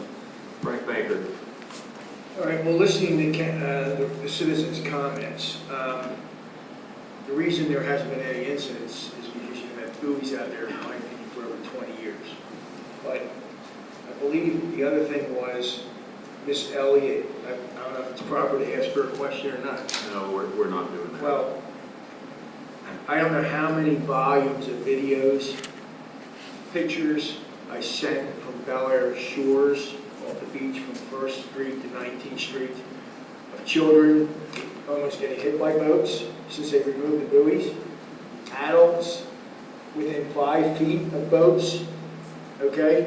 I just had one last night that came within an unmarked buoy, Mrs. Elliott, at 17th Street, okay? Dived in. Mr. Banker, I'm going to ask you that you refrain from doing that. I'm sick of this agency. I'm going to have to call a point of order in a work session. Please don't make me do that. Right, well, what I'm saying Not a is, back and forth conversation with the citizens. we should tackle this FWC and bring them and expose them. We should not have to buckle to their bullyism, okay? And remove a 20-year fixed safety procedure that has worked. This is nonsense. Mike Sable. Yeah, I'm going back down to it again, you know, listening to Councilman Gunn, Councilman Shirley. The rest of them is, there should be some version of buoys out there. Obviously, you definitely, you know, it's not punishing really a lot of the good voters out there. It's really attempting to protect against the high speeders that really are outside of our city and tend to use the beach for a high-speed run. So what I'd like to see is kind of like along the lines of having the buoys, and then within the buoys allowing the, I believe it's the paddle boards, the kayaks, well, I gotta be careful about wind power because wind power could also include, you know, the high-speed foil boards, et cetera, which are extremely dangerous and shouldn't be in that area. But that's what I'm looking for. I don't want to sue FWC. You know, let's get back, you know, and protect the citizens out there. Thank you. Lloyd Roberts. I'm thinking along the same lines. Ms. Elliott, I do have one question for you. Let's assume, for the moment, that we put buoys out there, and at this particular time, the only type of watercraft that we wanted to be allowed past those buoys were like the paddle boards and the kayaks. What would we have to put on the signage that would designate that? So like the windsurfers and the foil, which I don't have a lot of knowledge about, were not allowed. Can we do that, and how would we do that? So you would first pass an ordinance, and if you're talking about allowing boats that are under sail or oar, that's one of those 1Cs. So you would either before you pass the ordinance or after send it to FWC, and we would verify that there's substantial competent evidence that it's necessary to protect the public safety, and that includes both individuals on the vessels and those not on the vessels, and it is a low threshold. Most of the time when a local government, and I don't want to say this unilaterally because there could be circumstances where this doesn't apply, but in most circumstances where a jurisdiction wants to create an area where they want to have vessels under human power, it's a naturally occurring dangerous situation for vessels that are motorized to be operating at regular speed in that same area. So it's a low threshold. But once you passed an ordinance, then yes, once you passed your ordinance and it was given the green light by FWC just to verify that there's that necessary evidence, you have to submit an application for a permit, and the permit basically approves your layout for the buoys or signs, whichever you choose. And so you have a lot of latitude on how you mark. If there's concerns that you have too many or it's going to be littering up your waterway, you may not have to put as many as you're thinking, or some folks may be thinking. But then again, they're uniform in color and design. So there are colors and specific designs that mean something to mariners wherever they go on the waters in the United States. And so we basically make sure that they're consistent with that. And yes, you would be able to put up signs that tell all non-human powered and air-powered vessels that they would have to remain out. And I have spoken with our regional commander down here, the major who's over the entire southwest region of our agency and law enforcement. He and his folks are committed to, the question was raised about enforcement. I don't know that there's specifically been, they have been made aware that there are concerns about potential for enforcement issues to arise, but we certainly can enforce as well and would be present and available to help enforce, and especially if there was a change that occurred, that we would need to be out there in force and more present with your local law enforcement as well. Okay, so I have seen signs out there in other areas that I don't know if this is still allowed today, where it says, posted, no combustible engine craft allowed. So what is that stating exactly? So there are various types of boating restricted area vessel exclusion zones.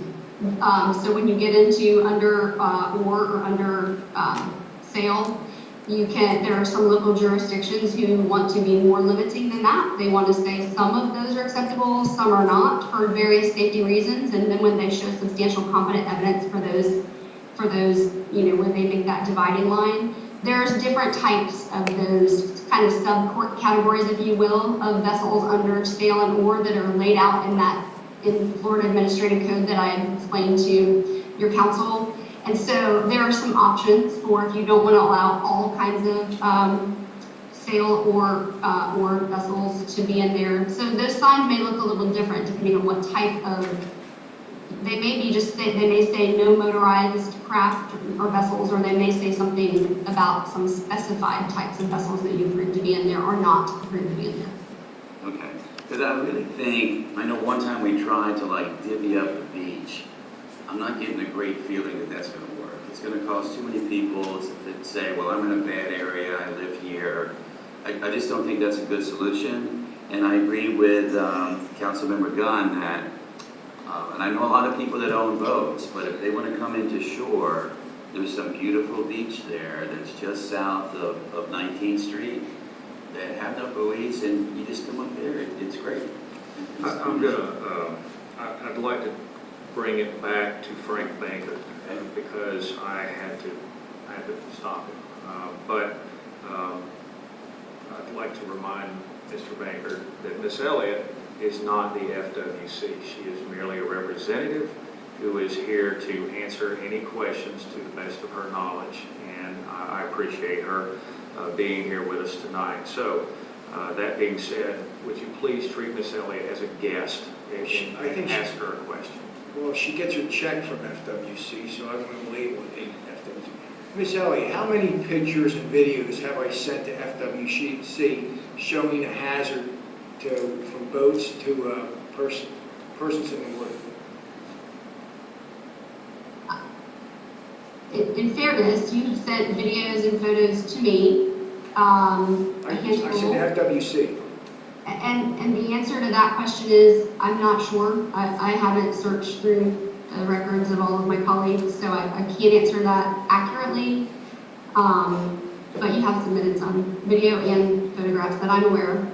And I've actually filed a complaint to have the amended permit rescinded, right? Rescinded? Twice. So I mean, you have filed to have undone what was most recently done, and whether that was, I don't know how staff did that, because that's not within my area of expertise. But what you're saying, the ultimate outcome that you wanted, yes, that's correct. Okay, thank you. Leslie? I would agree with what Councilmember Zabel and Councilmember Roberts said, that it seems that excluding motorized crafts is probably the easiest, the safest way to go, and that would be my support. Thank you. Jody Shirley? Yeah, so, just to be clear and make sure that everyone understands, we're only talking about Belvedere Beach, nothing south of 19. Just, that seems to be an ongoing question that I've been emailed multiple times. We only have jurisdiction over Belvedere Beach. So my opinion is, when we're looking at the options presented in front of us, I think option 2 that Randy presented to us is the best option, with the exclusion of man-powered or powered, and exclude sailboats in there. I don't think sailboats should be used. But when I say man-powered, so if it's a surfboard or something like that, someone just out paddling, swimming on a board, because it says or sail. So just noting that I think sailing vessels tend to go, as Mr. Gunn said, at high speeds can be an issue. Kiteboards, things like that can be an issue. And the current scenario we have, which is idle speed, no wake zone, these particular crafts that are the most danger to the swimmers would not fall into that. There's no such thing as an idle speed, no wake with those types of craft. So we have to try to accommodate as many people as we can while preserving the safety of our community. And these hybrids, let's just call them that, these hybrids have made it more challenging to have a clear definition as to what it is we want. So in the case of the citizen who said, how tall is the sign going to, or the marker going to be? Well, I don't really know. But I'm leaning toward option 2 also.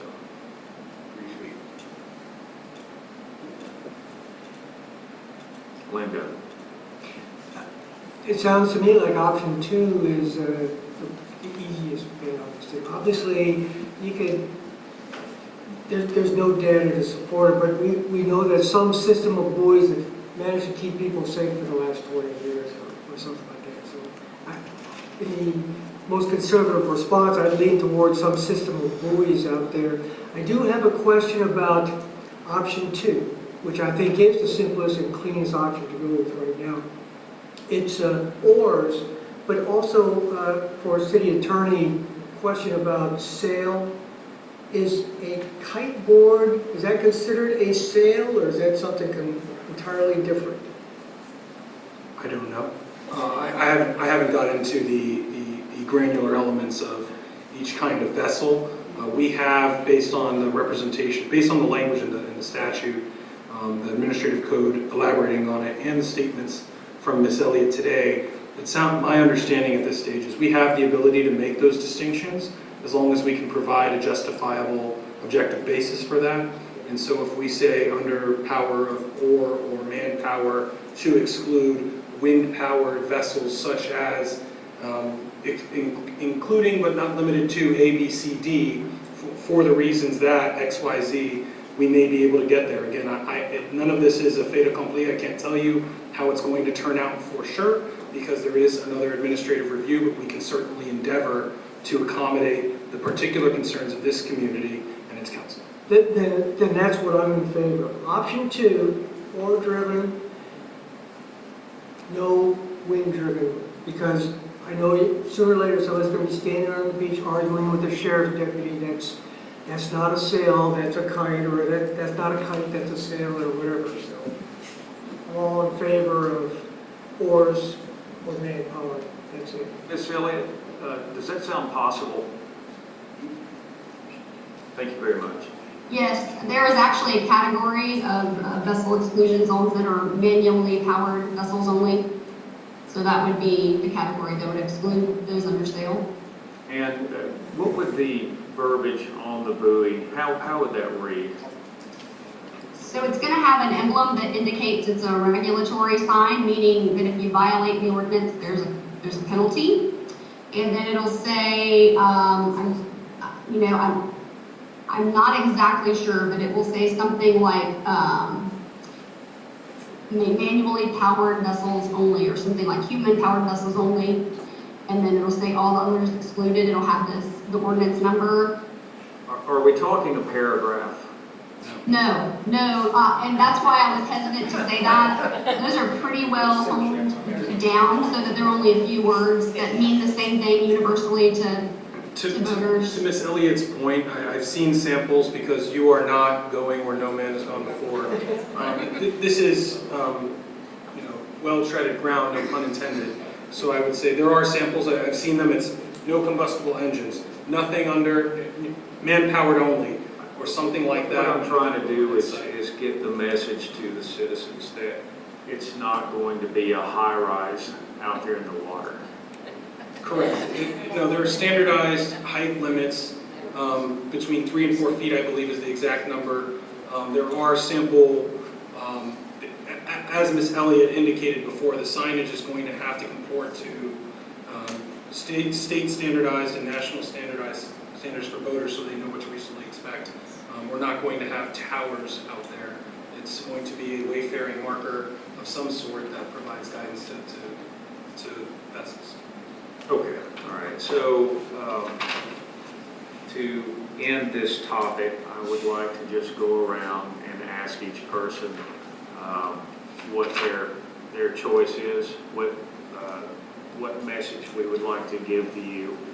Well, I candidly, Mayor, I believe I have my guidance. The consensus going around the room was what has been described as Category 2, and for the sake of absolute clarity in the record, is a vessel exclusion zone that excludes anything under power of motor, combustible engine, or sail wind power, sail being a little narrow, but wind power, such that paddleboards, canoes, kayaks, of course rafts and other things that don't even qualify as a vessel under the statutory definition would otherwise be allowed in that area. That would lead to preserving buoys generally. As to the particular configuration, Ms. Elliott has indicated that we will have some latitude into the number, provided, of course, however our configuration goes. If you're trying to make all kinds of Zone A and B and C, which you're not, then you need less. And you need enough for it to be visible to the beach-going public and boaters.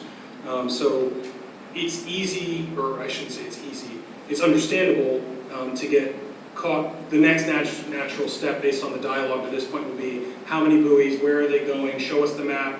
Right now what we're talking about is more in line with the architectural renderings you get before something is built, where they say, here's a bunch of trees. It's not like we're exactly going to put that number of palm trees and oaks, it's just trees are going to be there.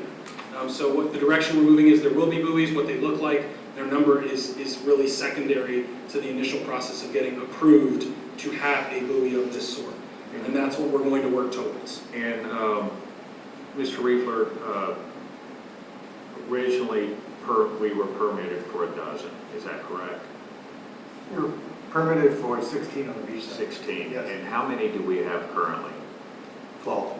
12. So we would be adding the additional 4 that are missing if we follow the same layout. Is that correct? Yes, and you have to resticker the ones existing. Okay. Provided that their frame is still permissible, of course, we'll have to, and I say that only because I know another jurisdiction that's having to look at that if their older design is no longer an acceptable design. And one last piece of information that I would just like everyone to know. Mr. Riefler, what's the distance between the permitted buoys that we have now? 300 feet. 300 feet between each buoy. Okay, thank you very much. All right, if there's no other discussion, let's move on to item number 1. This is back to City Attorney Moore concerning update on the city manager contract. Thank you, Mr. Mayor, and thank you all for your patience and continued attention. So pivoting, we've resolved that, and we will move forward and have more product in the future. The next item that we're discussing is your selection of a city manager.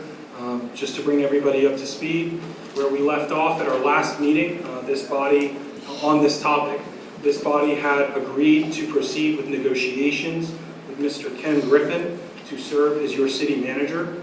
Generally, I had some guidance concerning salary and compensation, but was authorized to enter into negotiations with Mr. Griffin. Our negotiations have proved very amiable, very direct. That is to say, it has not been contentious, it has not been combative. I don't think either party has been unreasonable in its approach or its requests. We do have a proposed agreement that was circulated to you on, I believe it was Thursday afternoon in full. That agreement was drafted, just so you get an understanding of the process. He and I had a couple phone calls, a couple email exchanges. Again, since the demands weren't too many, it wasn't a constant back and forth. Once I had a general idea of where we were headed, I also spoke with your city treasurer or Department of Finance, your contracted finance contractor, to make sure anything I was tracking towards aligned with your actual administrative and employment practices here and didn't create some kind of administrative headache in terms of its application. Lessons learned in the past. So making sure that it's actually doable. And then I specifically referenced the employee handbook, your personnel policies and procedures manual, your city administrative policies. You've been provided all of those in full. And then also I provided you with Mr. Reeves' employment agreement, so you have some kind of context for what did we have, where did we go. The compensation here, the salary is higher than that provided to Mr. Reeves. Some of the other terms are lower otherwise. I've provided you a summary, but for the benefit of those present, some of the salient terms we have here. The contract term is 5 years. However, it is emphasized throughout, as you can see in the document, that he is an at-will employee that serves at the pleasure of the council. But it is not an evergreen contract such that he would be manager forever. There's an opportunity to renew it that 5 years if the parties so desire, renegotiate, or just go to market. The salary is $140,000 a year. It does not have an automatic raise. Raises can be provided at this value's discretion based on what it's otherwise providing employees as a whole, which historically has been somewhere between 3 and 5% depending on the year, as I understand it. Your health, medical, dental, and vision insurance is provided completely pursuant to your personnel policies. Your life insurance pursuant to policy. Annual and vacation leave, it presently provides 10 work days per year in years 1 and 2 for annual or vacation leave. Those terms are used sort of interchangeably in different parts, so I just wanted to capture both. Mr. Griffin, as a negotiating point, has requested that it be 15 days per year for each year of the agreement. Under the terms as I drafted it, it would be 15 days per year starting in year 3. So he's just trying to get those 5 more days in years 1 and 2. He did disclose to me, as I've disclosed to you, that he has a child getting married in October out of state and would be needing some of the time for that. As far as sick leave, it's 12 days per year accrued immediately. Retirement, he would vest immediately, which is part of city policy, your actual plan documents, and the city would annually contribute 10% of his salary, which is again in line with your personnel policies. That was not a negotiating point. Deferred compensation, he is free to contribute to any deferred compensation plan, and we will execute any document as necessary as his employer to evidence or support his ability to do that. We are not contributing to a deferred compensation plan. That is a material difference. Mr. Reeves had those sort of separate contributions. The phone, your phone, the contract presently provides for a $75 a month contribution towards the phone plan, and that was what we had negotiated. I learned after I transmitted it that there is a phone here in City Hall that you've historically provided to the city manager. I did speak with Mr. Griffin to let him know that that was the only material term on which there had been any development since he and I spoke. I informed him that I would be making you aware of that. He said, you know, of course, he defers to the council, but his preference is, if he could have it, would be to just have the one phone he presently uses, rather than carry 2 phones and lose track of one or the other. He'd be fine with a $75 stipend. He's not asking for more, just he'd rather not have a second phone. I communicated to him, while often the philosophical reason for that in local governments is public records concern, custodial purposes, but that quite honestly, whether or not we provided that second phone, he would still have to abide by all those requirements anyways, and he certainly wasn't suggesting that he was not prepared to do so. He was very aware of that and keen on the responsibilities he'd be assuming. devices, we would provide, a computer or tablet, which we're already prepared to do. Automobile, the city would provide $300 a month vehicle allowance. The ICCMA contribution, we would pay dues up to $2,500. I think there's an extra zero there. It was not supposed to be $25,000. It is $2,500 in the email summary, not in the contract. And separation and severance. I thought this was really based on what I was following in your discussion, where the rubber really met the road. There was no real negotiation on this point in terms of Mr. Griffin was amenable to its terms as I presented the draft. But there was some concern here about, one, his tenure being, commitment to the city, and also that he not be incentivized somehow to get the job and leave sooner than later, notwithstanding, ethical considerations. And so what I've done is the severance payment increases it's graduated with each year of commitment. So in year 1, he'd have 3 weeks of his annual salary. Year 2, he'd be entitled to 6 weeks. Year 3, 9. Year 4, and every year thereafter, 12. And I say thereafter, understanding it's a 5-year agreement, but if you renewed, absent some additional terms or renegotiation, it would apply that way. So there's never a mystery if it should have continued graduating. Just curious, how does that compare to some other? So by Florida statute, you're actually not allowed to receive more than 20 weeks complete compensation, or 20 weeks of your salary as your severance compensation all rolled in, meaning your salary, your paid vacation leave, etc. Customarily, you generally see 12 to 15 weeks within a lot of manager contracts, in large part because of what you've seen.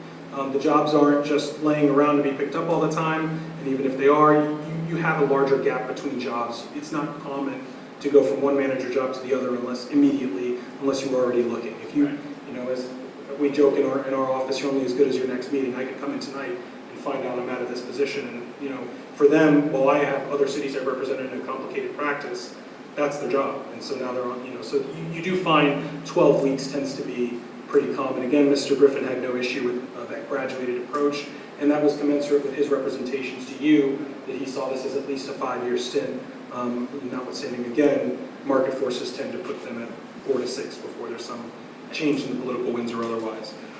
Sick leave and annual leave are generally, sick leave is 25% of any accrued leave up to a maximum of 400 hours. That 400 hours accounts for what he could actually achieve based on the contract terms. And then again, 100% of any accrued leave up to a maximum of 40 days in terms of accrued leave. And that again comports with his acquiring either the 10 or 15, depending on where he is, assuming he never used them, which we already know he intends to do on some level. And then as far as the one other point was the objectives that you folks discussed at the last meeting. One of the things you talked about was if somebody new is going to come, we want them to know what's expected of them. Or as Yogi Berra would say, if you don't know where you're going, you'll end up somewhere else. And so those objectives are laid out as an appendix to the agreement, and it suggests that those may be used as evaluation criteria would you decide to conduct an annual evaluation, which you have the right to do. Mr. Griffin, in ever zealous, actually suggested an additional objective that you may wish to consider, which was that the council could consider adding for him to realize and develop best use of the additional property the city owns at its marina, suggesting this would be a great opportunity for him to work with the city council and citizens on their visions for this particular piece of property. Not because he has some particularized agenda, just saying, I recognize you have this special asset, maybe that can be used, focused on, developed, enhanced, I don't know. But that was an additional objective he said could be added to his list that he'd be amenable to. So with that, that's a summary of the terms.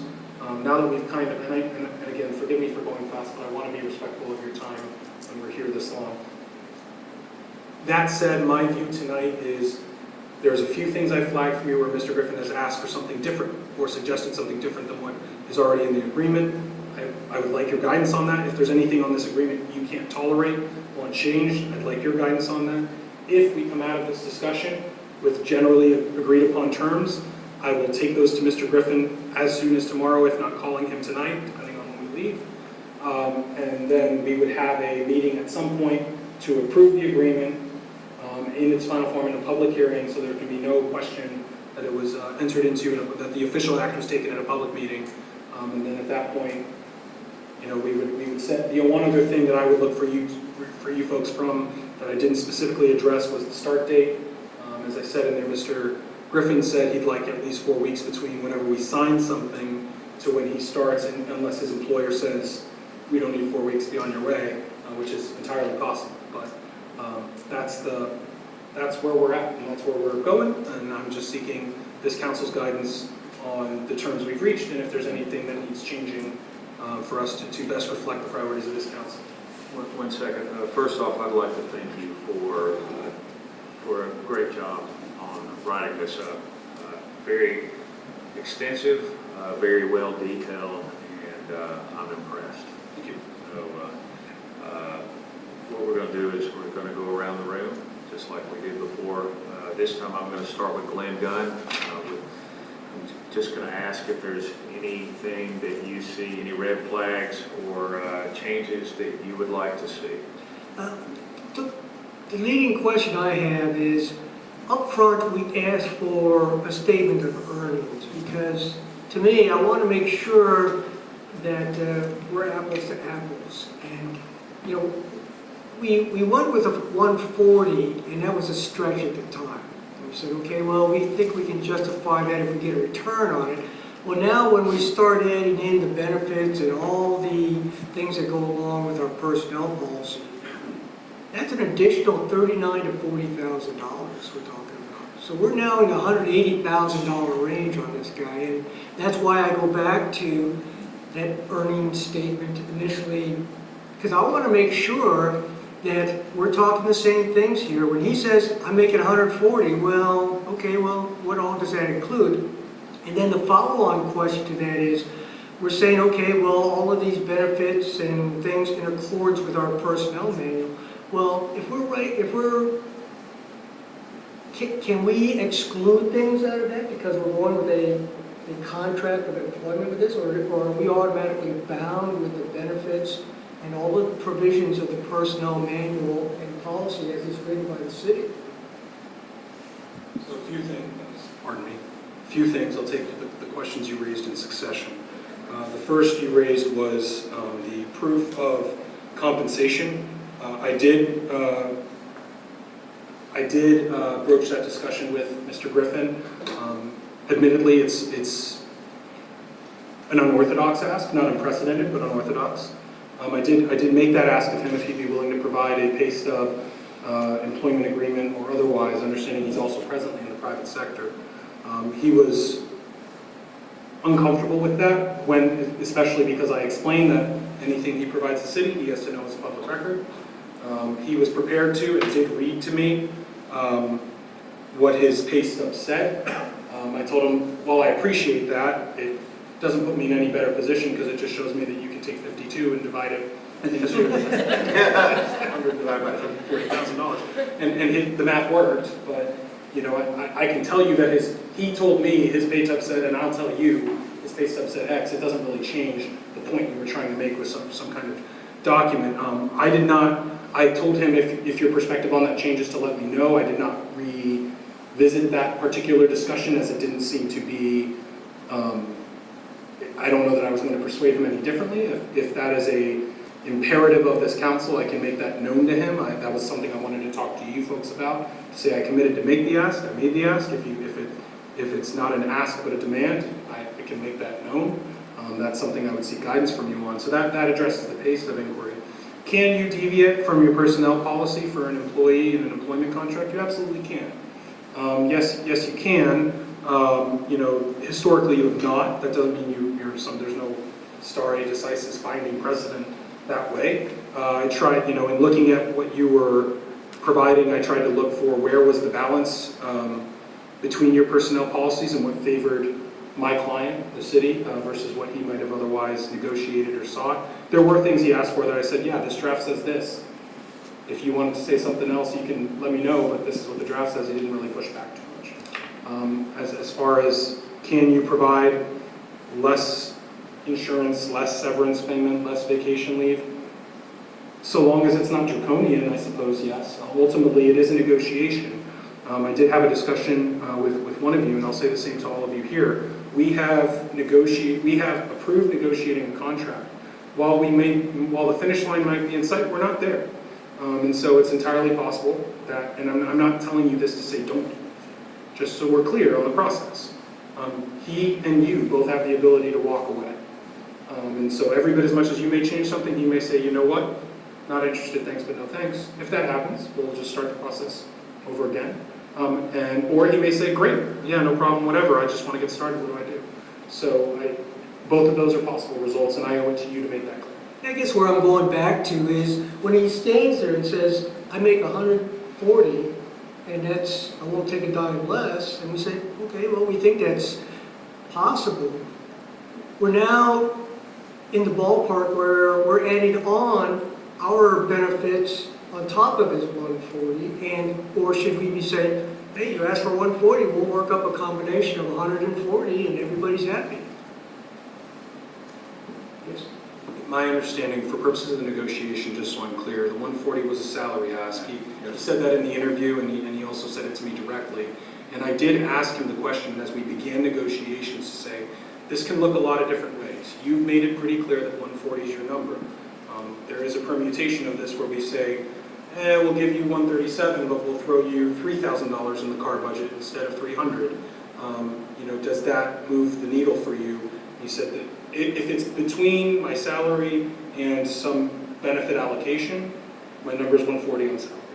And so there's no misunderstanding presently between the parties that were negotiating that the 140 number was salary, not total compensation.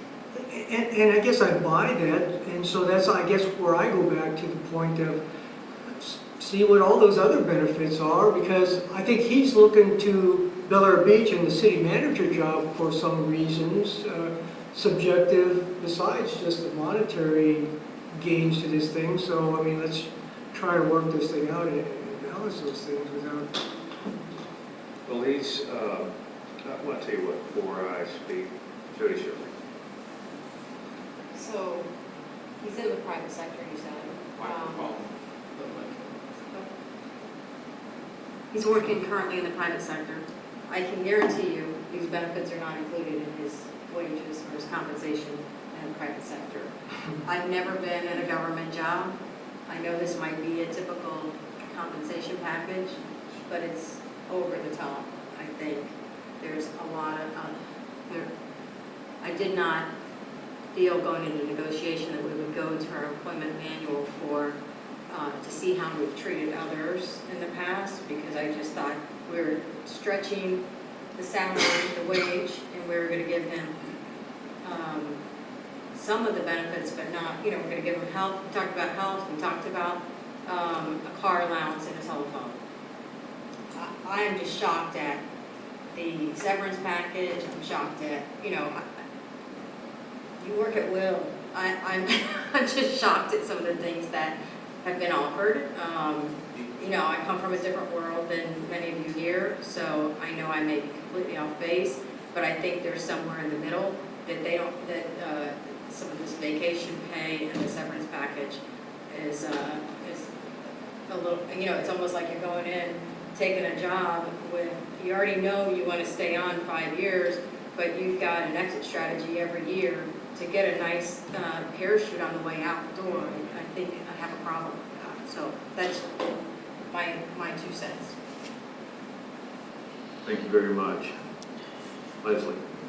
I have to admit that I did not read this email, so I really can't comment on any specifics on it. So I'll have to take a pass. Lloyd. Was there anything that, this is very common in government, very common, these separate packages. Was there anything that Mr. Reeves received that, you had mentioned something about matching, how much did that equate to? Do we know that? That was the... dollar and cents contribution, or... Yeah, so if Lynn participated in deferred compensation, and he put in X dollars, how much were we previously matching? There was 2 of them, and one of them was a really accelerated program you should get into. So my point of bringing that up is, from what I've heard already about Lynn's contract versus Mr. Griffin's contract, Lynn got more. But when you start matching deferred compensation... Lynn did get more, and Mr. Griffin specifically asked for both contributions that Lynn was receiving, and I said that's not this draft. This is different. Lynn's wage was about. No, I understand that. I The understand bottom line. But I think going into it, just like I stated earlier, I mean, the salary is a number and your benefits are a number. That's not uncommon at all. So I think it's logical that any candidate that we chose would have expected benefits. Whether they're negotiable, just like you stated, but it would be unusual not to offer in the government world what we've offered to Mr. Griffin. I would have liked to see what we got if we offered $140,000 as a base salary. How many people would have stayed in the game? Well, yeah, that's something we'll never know. But we did discuss that going into it, about we weren't going to put a cap on it because we didn't know. And really, I have to admit, we didn't discuss, well, what we're going to offer may depend on what the other individual candidate was making. We didn't talk about that. We talked about what were their skill sets, what was their knowledge, what was their experience. That would factor in to what number we may decide on. And that's exactly why we agreed to move forward with negotiations, because he met the skill sets. He met the requirements of what we were looking for.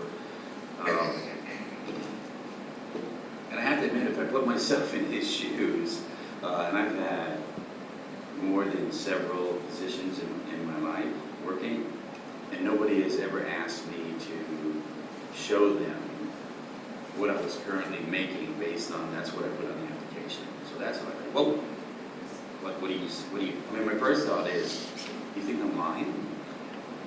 And that would be my first thought, initially. But I don't think it's out of the realm of asking, because we want to, as you stated, Glenn, we want to make sure that we're going much higher than we would typically go. So we want to make sure that we're reading. So I get it. Can I qualify that? Sure, go right ahead. I guess what I would say then is, like we thought about initially, was opening up this negotiation with, what do you want? That's what we had stated, yeah, so I don't know how And we've never gotten that number, and so all I'm saying is, when you say 140, add on to 39 to 40,000, well, what do you want? You're telling me you want 180,000.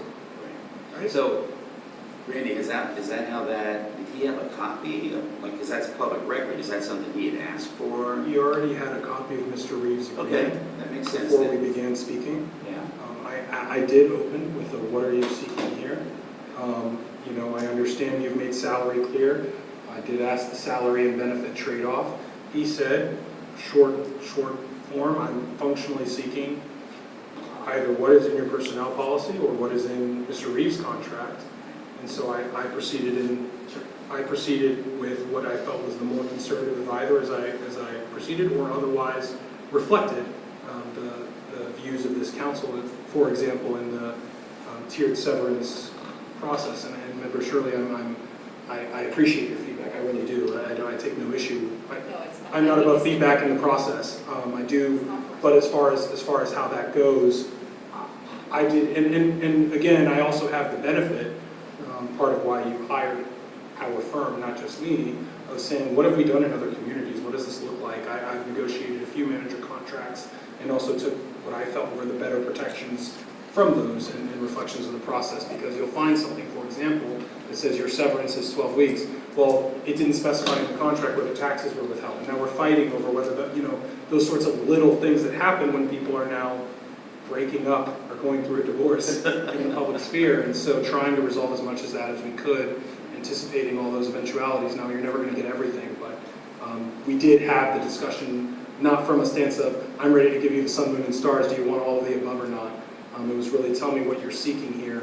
And I do think it is accurate to say that while the 140 number was always the number, my guidance as I understood it, based on the notes I took, was we're generally trying to take care of the insurance stuff, and nobody's really quibbling there. We did want to do something for the cell phone. We did generally want to do something for transit. And I think it was more, as you speak about them in isolation rather than in context, then you start to realize, well, I definitely drafted this with your feedback in mind, and as it adds up. no question. Thank you. Mike Zabel. First of all, I want to tell you, I don't want to micromanage this. Thank you very much. You're doing exactly what, we called for. I understood 140 was the salary, and then we work on else. What I'd like to see is, this is the potential, and not only for him, but for everybody else is, look, you have vacation days and you have sick days. Companies today are doing that. Really, you talk about sick days, those are a vacation day with sound effects. That's right. Look, just give him a bundle. You have up to, 10 plus 12, you got 22 days a year. It's up to you. If you're sick, use them. If you're, whatever, it's up to you. Maybe propose that to him, because I do agree, look, the first 2 years, 2 weeks, you start building up time, 3 weeks, etc. Maybe by giving him that, that'll satisfy his need for 15 days out of the bat. And, if possible, look at that for other city employees, the same thing. So here's your bundle of time, use it as you will. That's it. Thank you. I think if I could comment, I don't know if this is exactly correct, but I think when somebody does leave, if you have so much sick leave and so much annual leave, it's paid differently. So the annual leave, you get 100% of your salary. The sick leave typically is 25%. Oh. That is how it reads in our policy. Oh, your policy, but not my policy. No, I've been both. No, I understand. Yeah. And not in my policy. In the personnel policy that's in place before I got here, that's how you treat your employees. So it is different. However, if we are going to combine them, then that can be done with that in mind and say, well, you're going to get 25% up to 400 hours of sick and 100% up to 40 days of annual. We'll give you insert percentage here, because I'm not going to be the guy who does it first, of that new combined number where there's... In ours, you're talking, and I'm talking both, government, senior executive, civilian, the whole bit. They're all paid the same. You just, boom, here's your time. Understood. And then you do have maximums per year, because at some point, it's use or lose.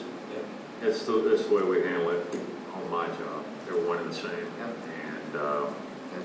rather than giving a bucket full of sick days and a bucket full of vacation days, you combine the bucket, but it's a much smaller bucket. Yeah, it saves your account to time. Right. So that, I would entertain that,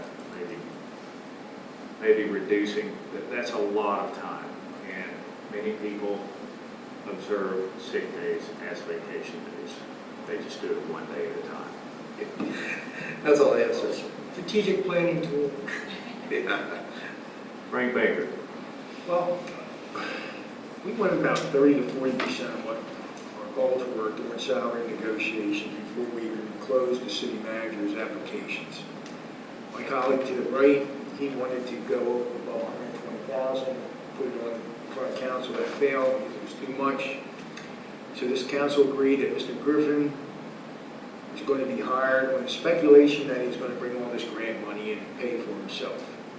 Have we placed any goals in his contract for him to show us these are the grants that he's bringing in and how much it is, so we can say, hey, this is the guy we should pick, or this is a good pick.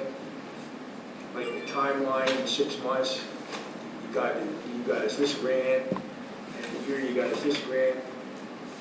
Is there anything in his plan? Yes, there is. It's not, again, when you're drafting objectives in an employment contract, you don't typically make them a very specific number that way, especially in the public sector, given the variety of influences. But one of the ones that you specifically as a council agreed to, it's the very first objective in Appendix B to the contract on page 12 of 12 of what I circulated to you. It says, establish and implement a structured grant policy or process.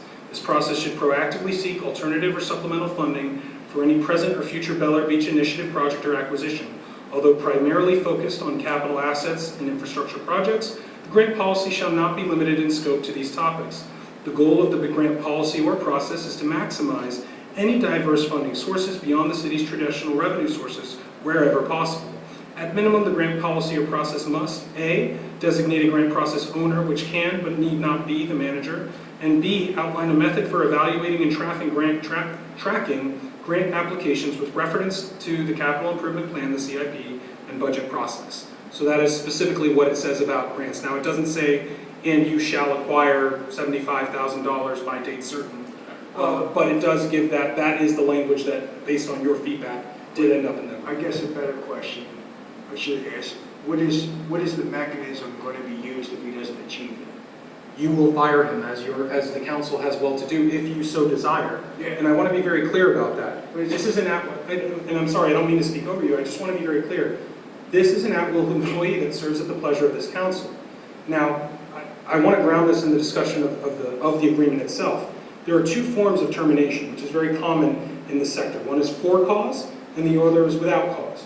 For cause is you've committed fraud. You were arrested on DUI, convicted, and we find that is a conviction that we cannot tolerate, or something else. So it's set forth in the agreement and enumerates the things that are for cause. For cause is not, I don't like the cut of his jib, he's not, those sort of, he lacks fire in the belly, those sort of intangible things you hear. We've reached creative differences. That stuff is without, now a for-cause termination under this agreement requires 6 of you. Because what happens when you're terminated for cause is you get nothing. You lose a day cert, to quote Willy Wonka. So the other option is without cause. Without cause, they get the severance payment based on the year that he's in there. But without cause can happen tomorrow. It can happen 6 months from now. That simply requires a simple majority under this agreement. So that if 4 of you at any time independently reach that conclusion, with all respect to the Sunshine Law and Public Records Law, and you do that, and you terminate them, then that's your will. I mean, I will tell you, I was just in a community that hired a manager in August, and while he resigned in April, there was some sentiment that if that didn't happen sooner than later, he may be subjected to a vote, and we don't know if they would have had the votes or not, but, that was less than a year. It can happen. There's some managers who served, decades, as you mentioned with one of your friends. And so, ultimately, if they don't reach the metrics, and enough of you agree that that was a high enough priority, or they're just failing, you have the ability to terminate the agreement at any time. And that's not 6-1, that's just the majority. That's just a majority. A simple, you know what, I think we need to move in a new direction and that's often the way you hear it phrased in public, in part so people can continue to pursue a lively life.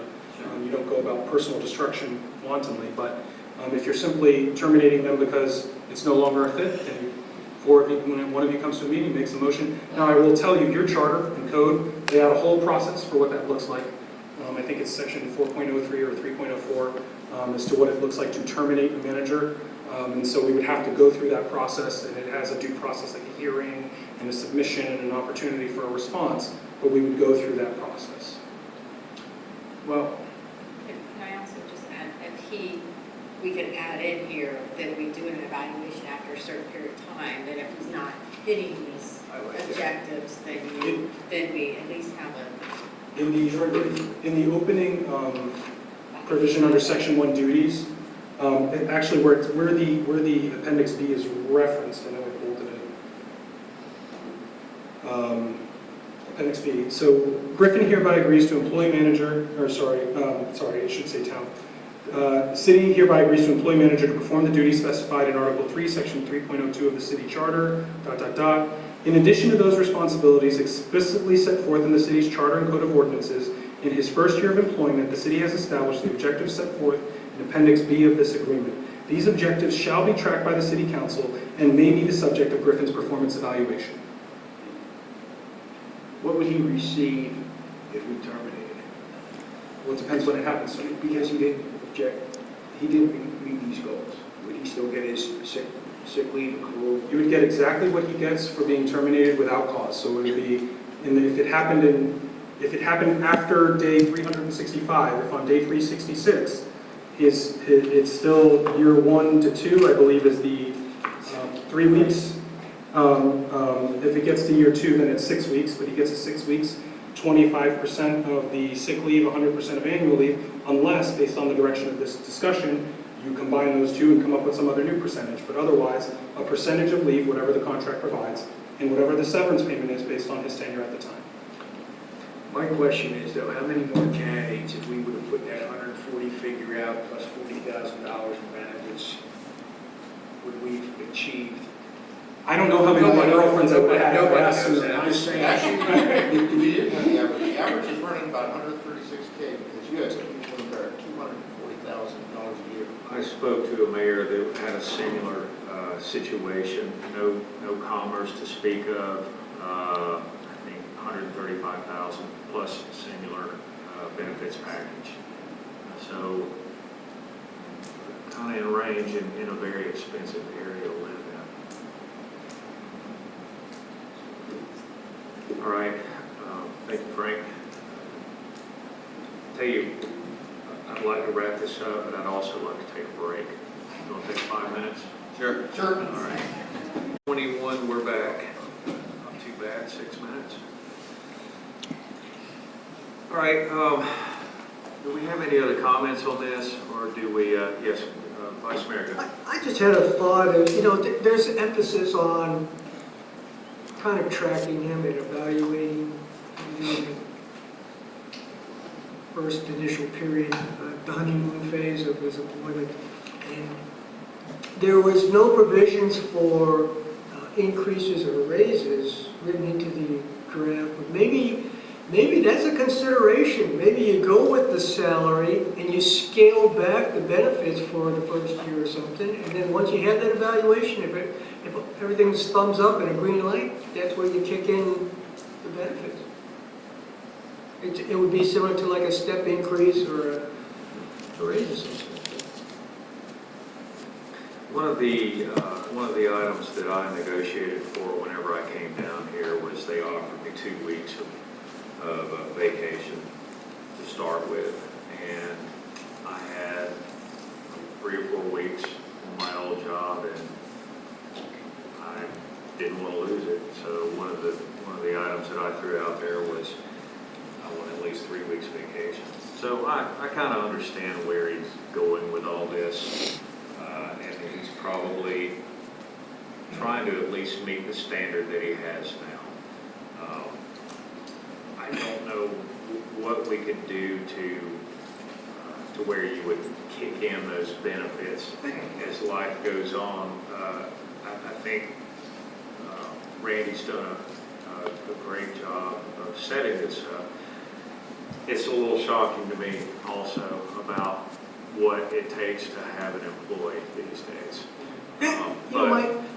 My thing was, hey, I'm the guy that brought him above that line, because I saw his skill set. I said, that's something we really could use here. So, I'm all for it, and I was also a big backer of the return on investment theory behind this thing. But I just want to make sure that we understand that we're, when you take the dollar value of paying compensation and divide it by skill set, initially 140 was in the top, and now it's 180 in the top, and I just want to make sure we're all thinking. Well, let's just say if you were, if we went back to the 110, you still would have those benefits. You would still be paying those benefits for no matter who it is, because you can't hire someone without providing them with a benefits package also. That's just. Well, you said you can. Well, of course you can, but seriously, who does that? Otherwise, we could just hire him as a contract laborer, and there you go, you're on your own. There's your 140K. Are you happy? Let's not knock contract laborers. Yeah, there is a way, but we also do it correctly too. And you know what? The fact that we don't have anything in the contract that says you're guaranteed an increase, annually. I mean, when you talk about a 140 number, even at 3%, that's $4,200. And by the way, that was a requested term in the negotiation. I said, that's not how it reads, and unless the council changes it, that's not how it's going. So at the end of the first year, I mean, theoretically, even if he or she did a good job, we could just say, well, we think we started jeopardy on that. Okay, well, just remember those words when every year they come back and ask for 3 or 5%. I'm just saying. Right. Lloyd said. But in the contract, it stipulates. Yeah, but it's worthless. Just saying it's not expected. And you can't hold it. Every year they're going to be in here asking for Are we going to be negotiating his contract or his increase, like with Patty's, like, when do we do that, like March? We generally don't negotiate a contract with Patty's case, we all do a review, we come up with a score, and then I think that it's predetermined. There's a range, recommended What range. I'm saying is that's usually around February, January, February. Are we going to do that with Mr. Griffin? Since he just came on and There's a couple of things that I see with this. Number one, we can't wait a year to review this guy, engage his performance. The best case scenario, I would say 11 months. Because if we hit 12 months, well, now we've just lost a bunch of money if we don't like it. Because now we're having to pay more than the 1 year release. So I think that an 11-month honest and fair review of his performance should be expected out of us. And then, of course, I think that the way that Patty is reviewed and the way that Lynn has been reviewed in the past, I think that it's totally different. I think that he should be handled on his anniversary date. We do a formal review, and then we decide as a council what it is we want to do, whether we want to give him anything else, or let him go, or keep him right where he's at. Mayor, the only thing I would add to that calculus from a management or administrative standpoint is that, one, he's starting close to October, which is kind of nice for you folks, because that discussion would also likely be part of your budget discussions. So you may wish to have that even sooner than the 11 months, so that you can say, all right, in July, we're already talking about whether or not we're tracking towards some kind of increase or otherwise as part of our budget discussion, because that's really where the change is going to be made. We don't, unless we say we're going to, we can create an amendment to the agreement each year, which is another option, and say effective this date, the new addendum C is pay, we'll change this one provision, or you can do it as part of the budget discussion, which is another way it's handled in various other communities without necessarily like reopening or addressing the contract. You just say, we make an allocation in the budget and... I see what you're saying. So what we would do is whenever we were reviewing salaries in the budget and we get to the city manager portion of that budget, we stop what we're doing and we do our yearly review of the city manager. Procedurally, it's whether you stop what you're doing or you just have the discussion as part of that process, yes. One way or the other during a workshopping process, there is a point where somebody says, seeking council consensus on, the raise of the manager, if any, and you have that discussion at some point. Lloyd? And just to clarify, from what Dave was just saying about the 11th month. So my understanding was, let's say at a worst kind of, hey, we're talking about terminating people, and I think this guy's going to do a great job personally. So he's listening to this, and that's how I feel. If somebody, you said a gentleman or some person just got terminated after 5 months, 5 months and 15 months under the current contract we have, same. I want to make sure The person walks away with the same amount, I believe. The way it reads here, there's a different level of severance between year 1 and year 2. Year 1 is 3 weeks salary, year 2 is 6 weeks salary. So once you cross the 12-month end of that 13th, 12-month and a day. I thought you were saying like it was the full from the beginning of time to the end of 2 years was the same, but it's not. That was for leave. Okay. That was for leave. For severance, it's each year is 3 more weeks. Okay. 3, 6, All right. 9, 12. Okay. And we'll have to look at if, I will just say now, because there's a process in your code and your charter, if any of you are ever headed in that direction, seeking advice with that concept in mind, we need to look at how does that align with how this process is going to go. It's going to take a little Is this process going to take us 45 days and you're asking me on day 30? We'll have to look at that. But that's Okay. sort of... And again, if you quit, if you get severance, that's your option. There's two options. One is... Yeah, if he voluntarily separates it, it provides that is that. He'll get his leave and that's it. And the way that I'm reading this, this person can work 1 day, and then if we say, no, it's not working out, now he's guaranteed 3 weeks severance. Correct. As drafted, that is how it reads. Is everybody good with that? I don't know. I think that there should be a grace period. He could be negotiating with his current employer to stay, and then come here and work 1 day. I think there should be a probationary period. 6 months or something, and at that point we go, are you kind of meeting the goals set That's forth? I mean, That's a that's standard huge. time too. I think you should still get the leave starting day one, but if you want to put something in there, that if he leaves in a very short period of time, he's not going to get compensated. And that's what I was asking for initially was that, I mean, you did a great job, but you softballed it a little bit. And I would think that we need maybe 6 months. And then after 6 months, fine, move forward with the 3 weeks and then the rest of the schedule, I think, would be okay. Everyone else, what's your thoughts on it? If he left on his own, we're talking about, right? No, you're talking about the issue on being discussed right now is giving 3 weeks at any point in the first year too much of a give? And the mayor and I think Member Shirley has suggested maybe instead of 3 weeks starting day one, it's 3 weeks starting month 6 or month 8 or whatever the number, or 90 days, whatever it is, such that there is a period of time within which if you terminated him fairly immediately in relationship to a 5-year agreement, he wouldn't get anything. But he already told us he needs time off for the wedding of his daughter. No. We're talking about severance payment for termination. Okay. If you terminate him on day 14, right, okay. does he get 3 weeks or does he get 0? Got it. If you terminate him on day 91, is it 3 weeks or 0? Presently, it's 3 weeks from day 1.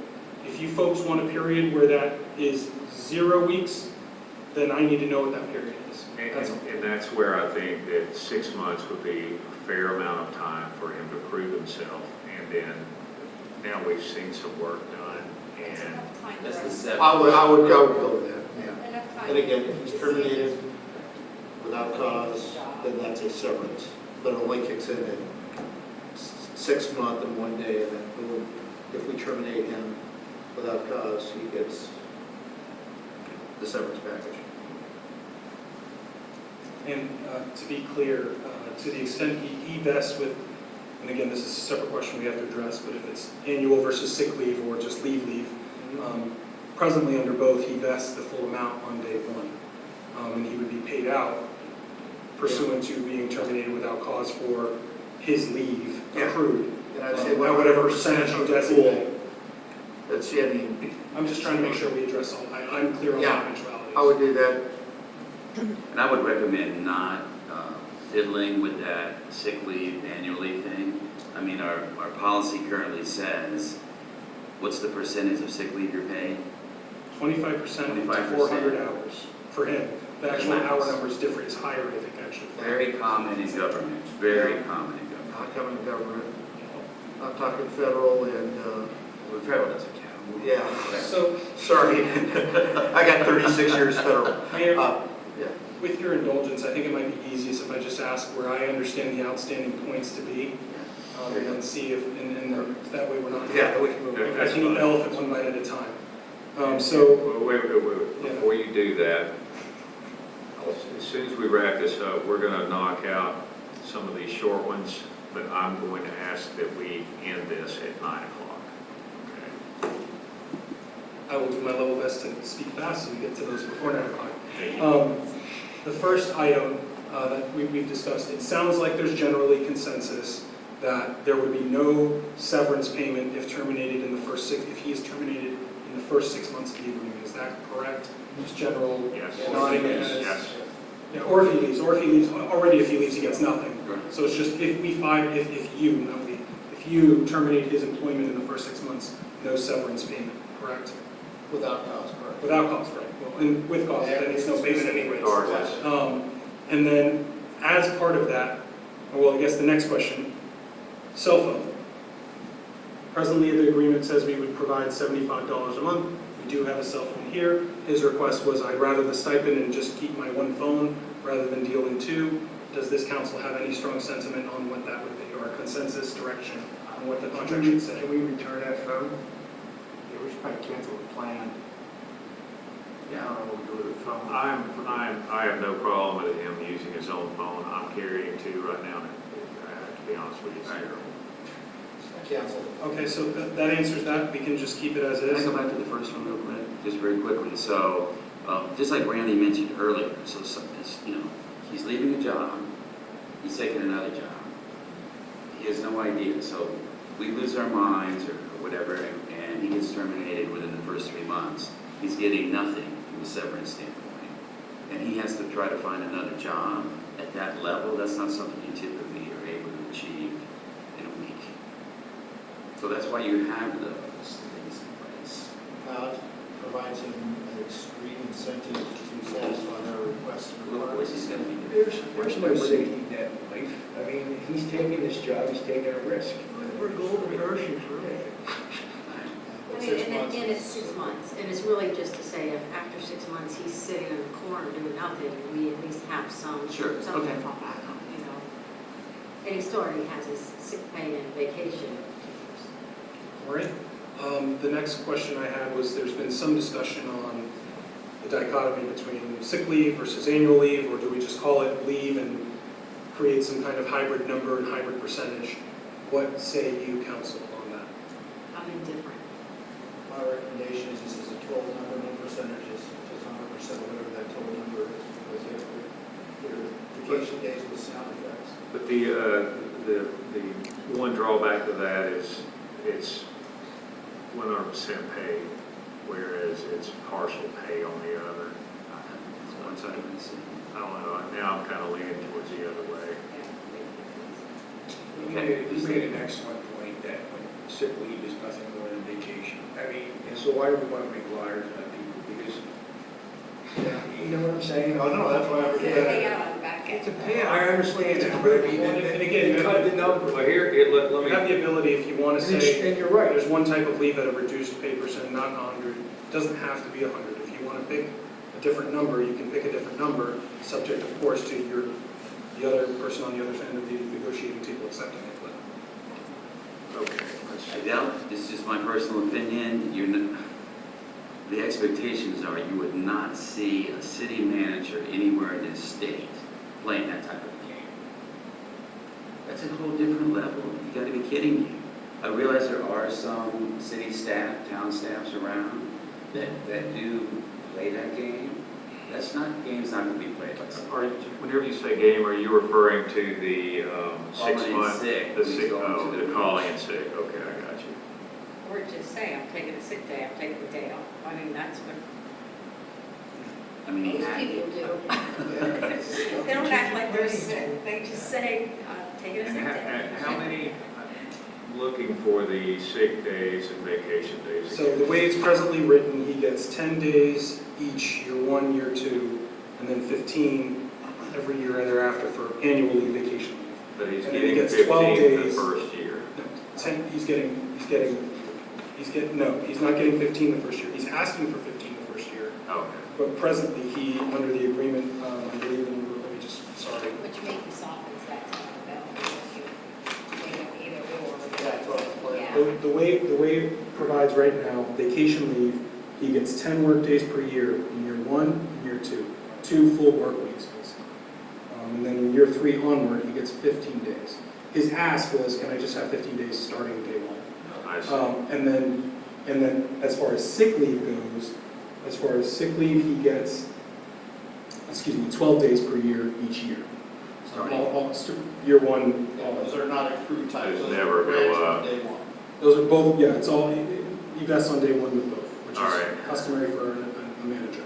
I know somebody's getting married and everything, and I understand that, and council, 15 or 10. I go ahead, I still agree. Then it's back to the London, right? Just do it. Just do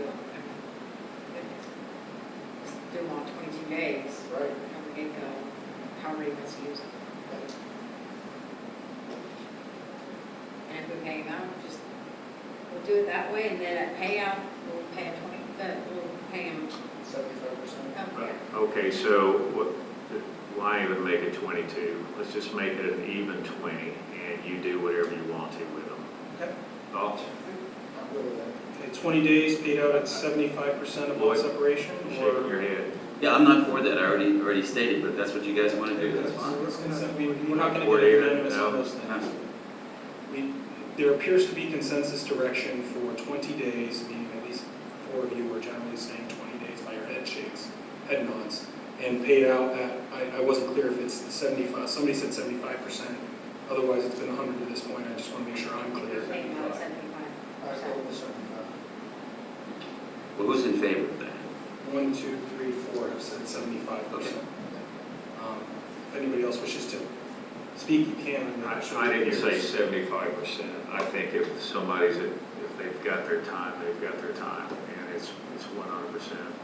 It's the way I've always seen it, is that if you have your vacation days and you exit, that's your time, because generally you accrue that time, and that's your Well, is it accrued time, is it ended by law, we'd have Does it end at the end of the year? It is time that he accrues on day one. It's not accrued gradually, but under the contract, it's accrued on day one. It's contractual. We're giving him those days on day one, and what we pay out can also be contractually defined.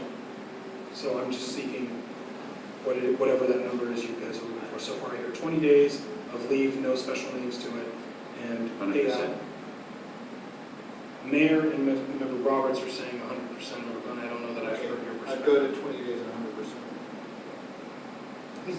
I think you've been very gracious. I've never seen any place where you walk in and you get all your vacation up front except the military. You know, day one, seaman apprentice gets 30 days leave a year. In the public sector that I've seen, you walk in, your first year, man, you get maybe 7 days, and then year 2, you get 10 days. I will tell you, this is a customary arrangement for city managers. This was not At this level. Mr. Gunn, isn't it pretty hard to leave the military then? It's not at will. That's what I'm saying. Yeah, that's what I'm saying. No, we had used the rules pretty quick. If no one severely objects to this, I say we move on. So what will we do after year one? Will it increase, or year two, whatever it was? You said year three, it increases. Year three. So what I'm hearing at my understanding of your direction, no graduation, it's 20 days a year, every year, accrued each year on your anniversary day. No accumulation, is what you're saying. Is it graduation or no? 20 years is a lot of time. Well, 20 days. 20 days. 20 years is a much more longer 20 time. days the first year, That's what I'm hearing is, starting year 1. because presently under the agreement, and I'm sorry, I want to make sure I'm clear about this. If you don't change the agreement as drafted, in year 1, you would have 10 days of vacation leave and 12 days of sick leave, which would come to 22. What you're saying is let's bring it down to 20 and just forget the artificial, as some would submit, distinctions between the two. And so net effect is you're actually negotiating to less leave days, but just without any kind of set circumscribed purpose. I would not, I would go with the 22, so 12 and 10, right? For the first 2 years, 22 leave days, period. And then, since in this contract already, we were increasing it by how many days? In year 3, 5? Year 3, he was getting 5 more days. So we would say 22, then go to 27. And that's the benefit of leaving it sick and vacation, in my mind. It's like year 1, you got 12 days vacation. If you're sick, you take 6 days. But year 1, you got 12 vacation days. Do with it as you Then you got please. 10 vacation, 12 sick. I guess what I'm saying is there's a decrease. You don't walk through the door and get 20 days vacation. I mean, I know, I understand what you're saying, but what I'm saying is when you're sick, you're sick, and typically you're not combining it with vacation or doing I wasn't for that, but I'm okay with it. That's the way council I'm wants with to go. you. You and I are in violent agreement. Let's keep it.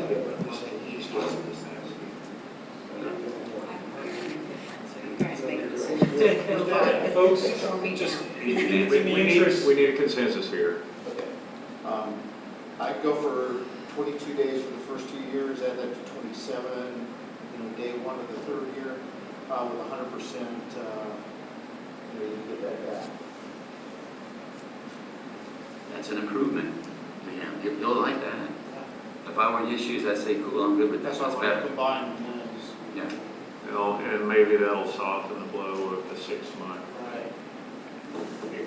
cooling period where you. Okay. Okay. So I understand that. I think hopefully this one's simpler. The added objective that he suggested about working with the council on marina assets, do you wish that added to Appendix B? We can certainly look into it with him. I don't know if that will happen, but. And then the one other thing was start date. He, in his representations to you, was once we have an agreement, his aim, once we have a signed agreement, his aim would be to start within 4 weeks of that, which kind of leads to a second discussion. I obviously have to speak to him in the next 24 hours to see if he's receptive to this feedback. If he is, then when do we want to meet to bless this? We'll inform when his start date is. A special meeting? We can do, I don't want to do it during a regular meeting for sure. So, You do, you said? no, he said he does not. He wants to do a special meeting. So wait, how much time do we need? 24 hours, 48 hours? I'll look to your code on that. Something to consider, we don't have to clear calendars now. If it's easier for your folks, we can. But that's just the one other thing that I think informs the discussion. Otherwise, I have all the guidance I need from you folks to button up the terms of the agreement. Well, it's obvious we're not going to get through this work session agenda, but we're voting, so we could do a back-to-back work session, and I'm thinking we're going to have one more just to wrap these up, and then we'll have a special meeting right before that. Everybody good with that? Yes, sir. I am sensitive to the fact that we've reunited once a week, every week. I'm not trying to do that to you, but I do want to make sure there's no question as far as process. So We just want to hang out, man. yeah, you got nowhere else to go. So with that, I have the guidance I think I need, unless there's anything within the agreement this council feels hasn't been sufficiently addressed. Okay, great. Thank you very much, and please proceed. Let's move to item 2 right quick. Interim City Manager Ruth will put this in. And I'm sorry it's taken this long, but here we are. Okay, so, yeah, first outstanding lien I'd like to discuss is the 114 16th Street. This was Patrick Drummond came to our June council meeting and spoke during the citizen comments. Just for real, I cannot hear you at all.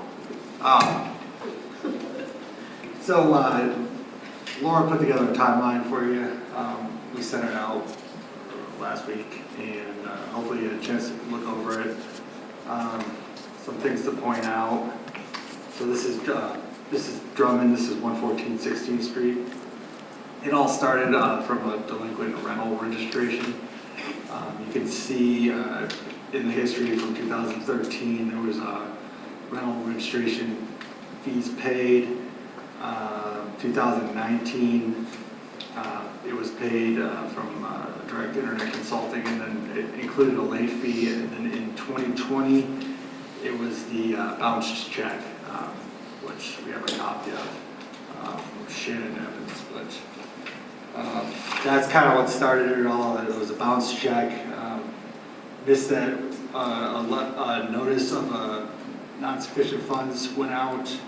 A whole year passed to the actual next rental registration period, and at that point it was a notice of violation was sent and a notice of hearing. During this time, the notices were sent to the property appraiser address that we had on file, which was the actual property. It's the same address that was used for all the previous years for the rental registration request letter. So that never changed. So that the letter was sent out, the hearing was had, there was a no-show. There was a fine assessed with late fees. That time passed. It started accruing fines every day plus interest. That went by for a whole another year into 2022. Still no contact. Every time an interest charges or a invoice was made, it was sent to the same address. So then you come around to 2022, still no contact, and then shortly after January 13th, 2022, there was a notification of lien that was sent. That was, after that was sent, then contact was made. So, I guess, once that notification of lien, it got some attention. In that time period, there was correspondence with that property owner and the city. The previous city manager took a payment of $835, which covered the rental registration plus the late fees for both years, and the bounce check fee, which in turn was agreed that it stopped the fines. So the fines were stopped at that point. They weren't accruing anymore, which were the $75 per day that was over a year. And from there, it was only interest charges that were being invoiced monthly on top of the balance. And it got us up to the current amount of $29,000, almost $30,000 worth of fines and interest. At the April 11th meeting, previous city manager Lynn Reeves, work session, discussed this case with you, proposed the idea of doing a 50% lien reduction that was agreed upon, or consensus. He went back and presented that to Mr. Drummond. Mr. Drummond thought that his case was not represented to the best of his ability. That's why I guess he came to our meeting, because he wasn't satisfied with that 50% at the time. I think it was at 26,000, so it might have been 13,000 something.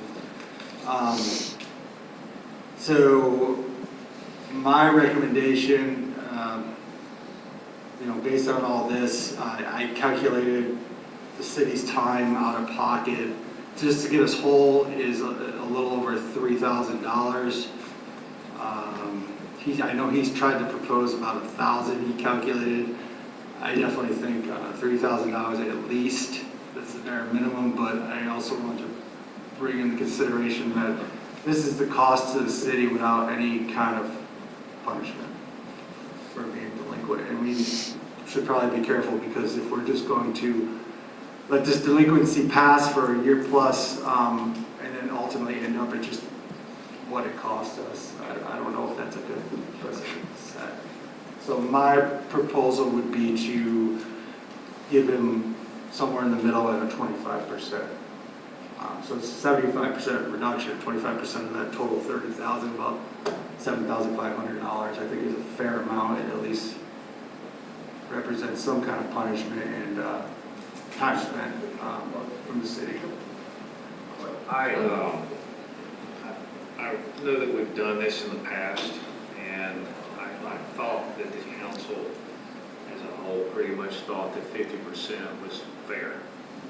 Whenever it gets crazy like this, it's just out of control. There's no coming back from it.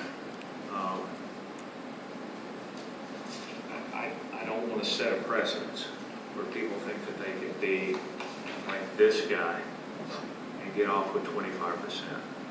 I just don't want to see that happen. Let's start with Frank Baker.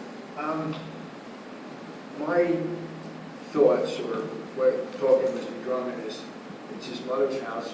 We want to sell it and leave here.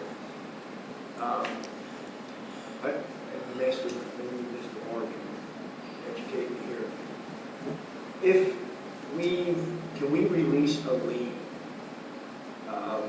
If the person that has a lien or a fine sells the house and leaves the area, because then we're getting rid of it. I'm not saying Mr. Drummond's a bad resident or anything like that, but the whole idea is to get the property back to where it's supposed to be, or follow the code. So can we reduce it to, like Kyle said, 25% or something like that, with concrete evidence that they're going to leave the area, the lien's lifted after they make settlement, or it's part of the settlement process? So yes, you have the ability to release the lien. Of course, that's sort of what we're discussing here tonight. Can you do it for a sum less than the sum of the lien? Absolutely, you can. If you're trying, if in fact this individual is attempting to sell their property, they're motivated to get the lien released before the sale because the lien is an encumbrance to the sale. So waiting until they're done and settled doesn't get you there. The risk you run is if you release the lien as to this property owner, and then the sale doesn't go through, the lien's released. Well, that's what I'm saying. Is there a way you can tie it into the sale of the property? Short answer, no, because the lien is still going to show on the title and the, I mean, I can talk to my colleagues, but I've not seen that sort of arrangement. You're releasing, you know, the lien runs with the property. If somebody buys subject to that lien, I've seen situations where someone says, I'm prepared to buy it, remediate in these places, and if I do A, B, and C after my purchase, you know, will you agree to release the lien? And they sort of enter into the deal with some good faith reliance, if you will, on the city in that regard.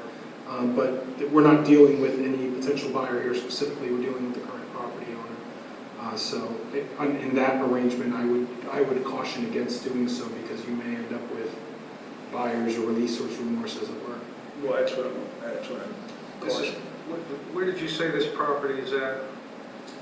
114 16th Street. It's at the end of a cul-de-sac, right on On the right It's a gorgeous, yeah. Okay, so It's not a cheap place. what I'm thinking is this is an older home, and more than likely, whoever buys it is going to knock it down and rebuild it.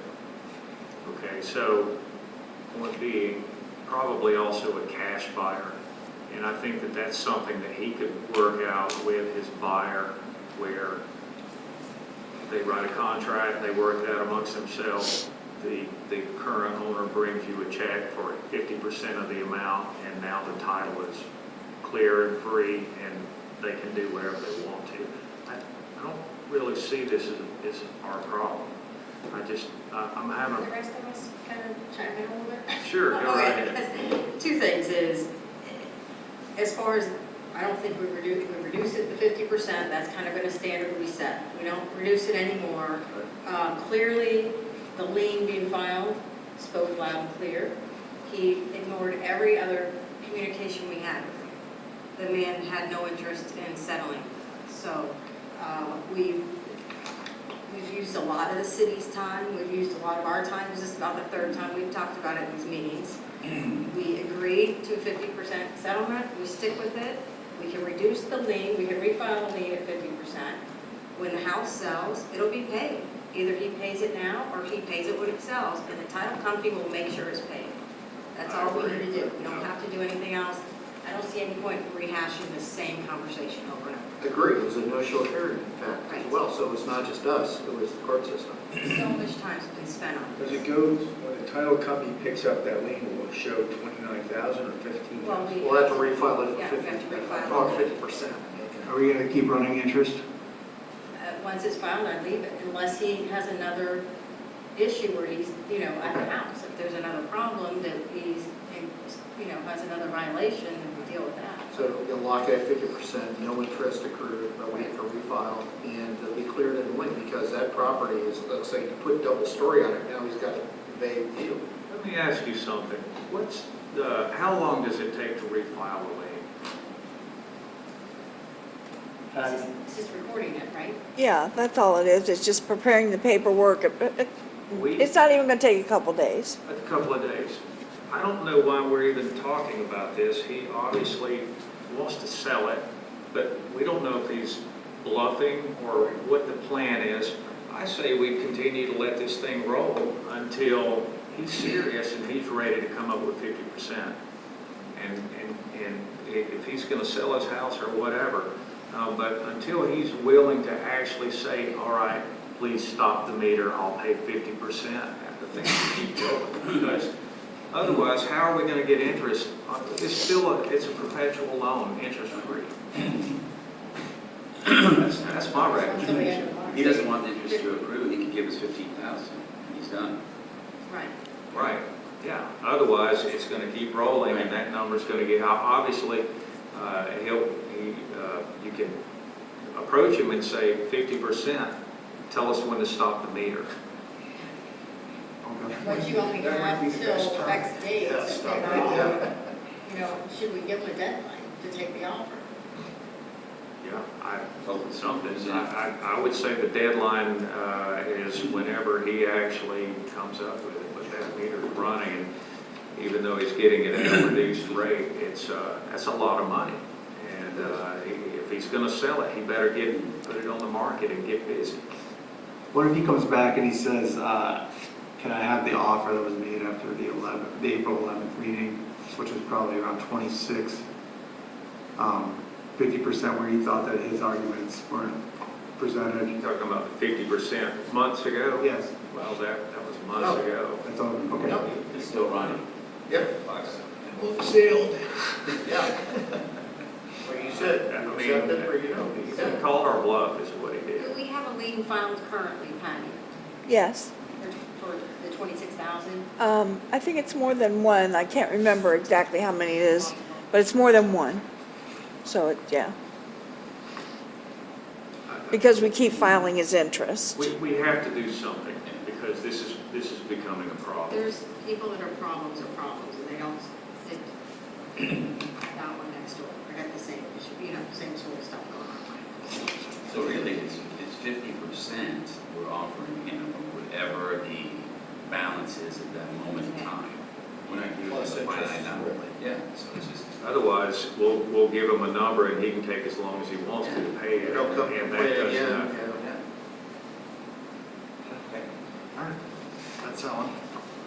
This other one, I don't Which one? know if I even want to talk about this one. Try to be quick. Which one? 1041? Oh, you've been working on that. 177,000. Oh, okay, that one is still going, that's still 103 25th Street. I just wanted to make you aware of where we're at this point.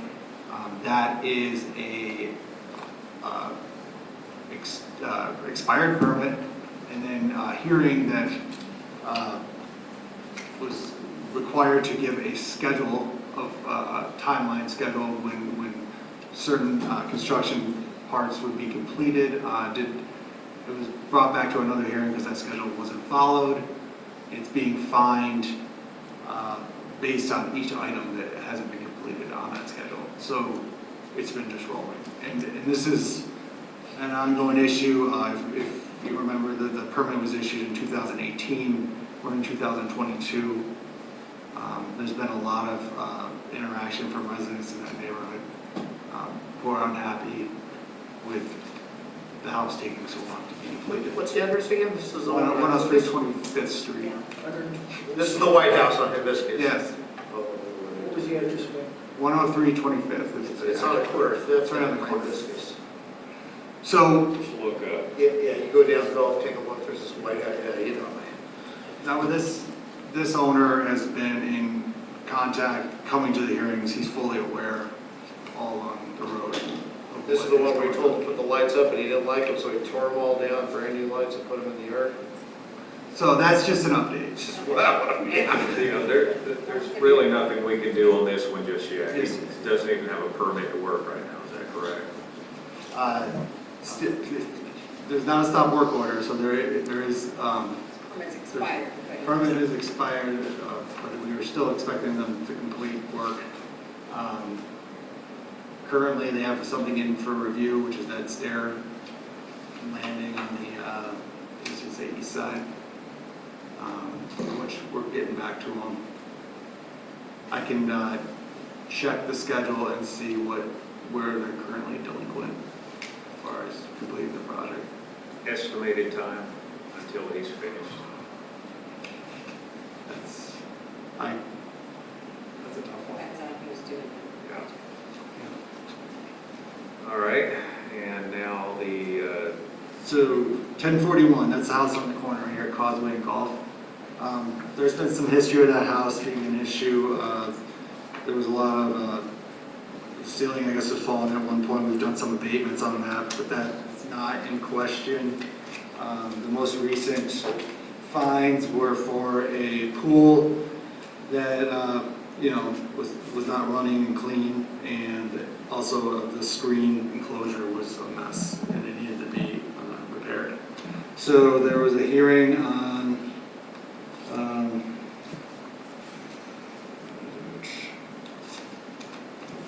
February 10th was an order given, and it was given that by March 13th the pool had to be completed, and by April 13th the screens repaired. So it was 1 month for the pool, 2 months for the screens. What happened was the fine started accruing at $100 a day after March 13th for the pool, and at $200 a day for the screens after April 13th. Okay, so I provided you with what her side of the story is. She has provided documentation that does show that the pool was emptied and drained before the March 13th, so that was actually taken care of. The problem there is that she never officially reported to the city at the time, to Lynn Reeves, the previous city manager, that was addressed. And then the screens, she provided that the screens were finished on May 3rd. So the work was completed on May 3rd. That's 20 days. Lynn stopped the fines on May 18th, which was 30 days worth of fines. So the question here is, she didn't fulfill in the order that was given at the hearing by the magistrate. It said specifically that you have to notify the city when the work was completed. She did not do that. She does claim that she tried to contact Lynn, but was unsuccessful to. Bottom line, she's at $13,000 to $200, and you could 50% it, put you at like $6,600. And if you were to apply this reduction based on when she had the work complete, it would take her down a little bit more. It would knock off about $8,100 From the 13? from the 13. So if it was 5 and we calculated 50%, it'd be about 2,500. Yeah, if it was, yeah, you're looking at about $1,000 difference. Mayor, Yes. okay. Just simply looking at the statement, the lady doesn't even mow the grass. We're maintaining her grass for her. This house is ridiculous. Violations like crazy right now, just walk by there. The thing is covered in mildew, which is not permissible under our code.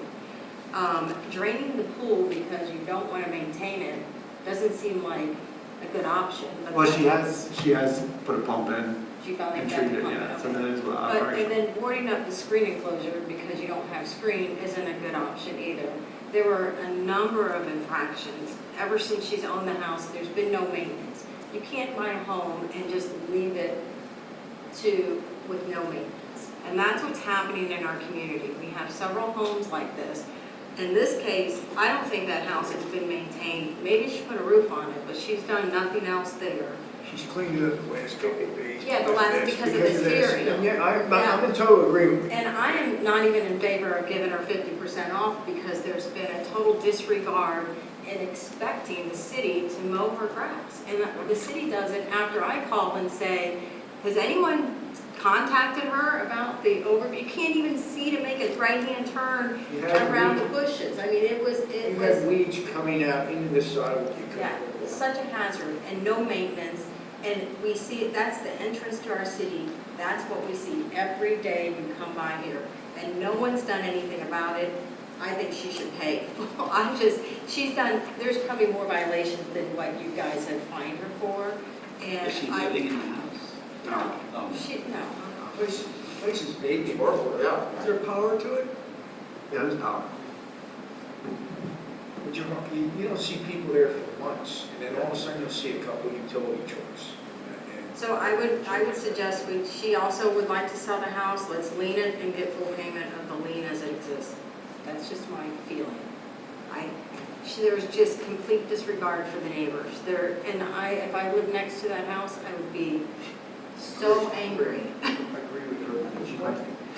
I agree with There's more history with this property. Yeah, there's a lot of history there that isn't covered at all here. She's talking about one problem, but she's been a problem since she bought, I don't know, when did she buy that property? Have to look. It's never been I maintained. think we've abated it twice. The last one's not on here because it was paid for, but it looks like in August 2021 was the last time. From the city's problem. As soon as you turn there, the garage doors for years. Yeah, I've always asked about that, that's what I want, that's it. I think there was a coat of paint or something put on it like a year ago, maybe two, or something like that. I don't even know if that, or if it was just washed or what, but it looked like they tried to clean it at one time. That's probably whenever this started growing. And at this point, do we have pending fines or pending infractions? The fines have stopped, interest is running. Okay, so the fines have stopped, now interest is running. I mean, we're sort of setting a precedence with these real high ones. I know we are all sick of this, but even $7,000 is a big chunk of change. And I think that would send a clear signal. So I would be in agreement with getting half on this, and maybe the clock will start running again. I would say that would be the only opportunity she has. And the next time, no brakes. And maybe give her a list of things that need to be corrected as it sits right now, too, because it is covered with mildew. That's not allowable in the city. I know she's trying to sell the property, and it would have to have a code search done to it before sale. Yeah, she's not gonna sell it in that condition, that's why I'm leaning toward 100%. Again, a cash buyer, they're not under the same. I think the But if they want to get title, they got it. They might tear that one down because it's still new. Who knows what's inside there? Close one. That's it. Does everybody agree with that? Half for now. The same deal. Jody's like. Jody and I are like 100%. No way. I'm sticking with her. I'm 100% too. I'm sticking with her. When we're mowing their grass, That's what I'm saying. So there's many people's grass that we mow around here, is that right? We're not mowing all the time. We try to avoid it. We send our letters out. What's your rate? I may hire you. It's a boy. It's a good chunk. I think it's a $250 admin fee. You got a boy at home. You do edging? All right, let's go around right quick, take a consensus vote here. 50%? Okay, it's 100% then. Any other, What was the $8,000 worth of things that you mentioned earlier? So that would be if you took the evidence that she provided of the work being complete and stopped the fines on those exact days. That would save her about $8,100, a little more than 50%. I think we can have recording fees. Do we have recorded liens on this? Is that what these Yes. recording fees are? are there any other homes? That was it, right? Yeah, that is it. Good news is we actually had the property on Bay Shore with the seawall fell in. They actually paid off $12,725. Paid in full and selling the house. How much trees are down or whatever those were?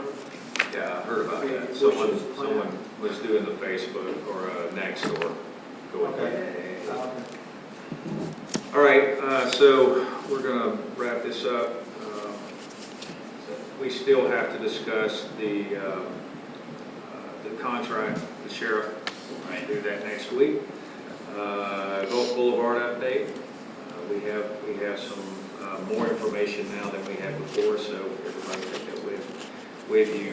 The smoking on the beach, I want you to think about it. It's something that various other mayors up and down the beach are talking about. If you've ever cleaned the beach, you know what I'm talking about. It's terrible. The state of Florida has made it legal to actually create a smoking ban on the beach. I'm not telling you to go one way or the other. I'm just throwing it out there as something to consider. The only thing that you can't outlaw is unfiltered cigars. And I want to discuss the unlicensed handyman and do-it-yourselfers and what you can and can't do. And maybe we can get together and do something, put something together to distribute out to the public, because we have a code enforcement officer who is doing his job, and I think that many people don't understand why he's doing his job. So we'll discuss that next week also. And other than that, Mr. Mayor, could I get put on the agenda for next week, more focal on some issue that's, one of them that looks like it's going to could take out 4 houses. there's a topic called general business, just bring it up. Just bring it up. And other than that, do I have a motion to adjourn? Mayor, All right. Work session, is that Monday? We said, You said we said next next week. week, so when do we have the next meeting? Special meeting? I'm sorry, it's the same time, we're going to do the work session following the special meeting. We don't have a special meeting date yet. Okay. Okay. Just next week. Is it possible to do that this week sometime? How are we going to set that day? Well, if we do a work session, we have to give 5 days, I believe. Oh, for a work session? Okay. So is our next work session Monday? Next Monday? Thoughts? Fine with it? So first we're gonna have the special meeting and followed by the balance of the workshop. Yes. Right? So you're saying we couldn't do that this week, so we just maybe set it up the next week? It's too late to call a work session. You have to, I believe it's 5 days. Is that right, Patty? I'd have to check exactly how many days. The special meeting's easy. Yeah, It's right. the work session that's difficult. Right. So can we do the special meeting by itself? Well, you could, but then we'd be meeting Twice. not 2 more nights. I'd rather just wrap them all Yeah, up that in makes one. sense. So tentatively, let's plan on Monday. You think that's possible? Okay, great. I have availability Monday. So just a question, Kyle, is this your work? So if we have questions, we can call you? Yes, that's combined work with Vice Mayor. But you can answer. I can answer everything. Okay. So we're prepared, everyone do their homework on this? I see that. So we're not waiting, we're not getting our questions on in the night of the work session? All right, any other comments? Motion to adjourn? Second? Second. All in favor? All right, good night, everyone.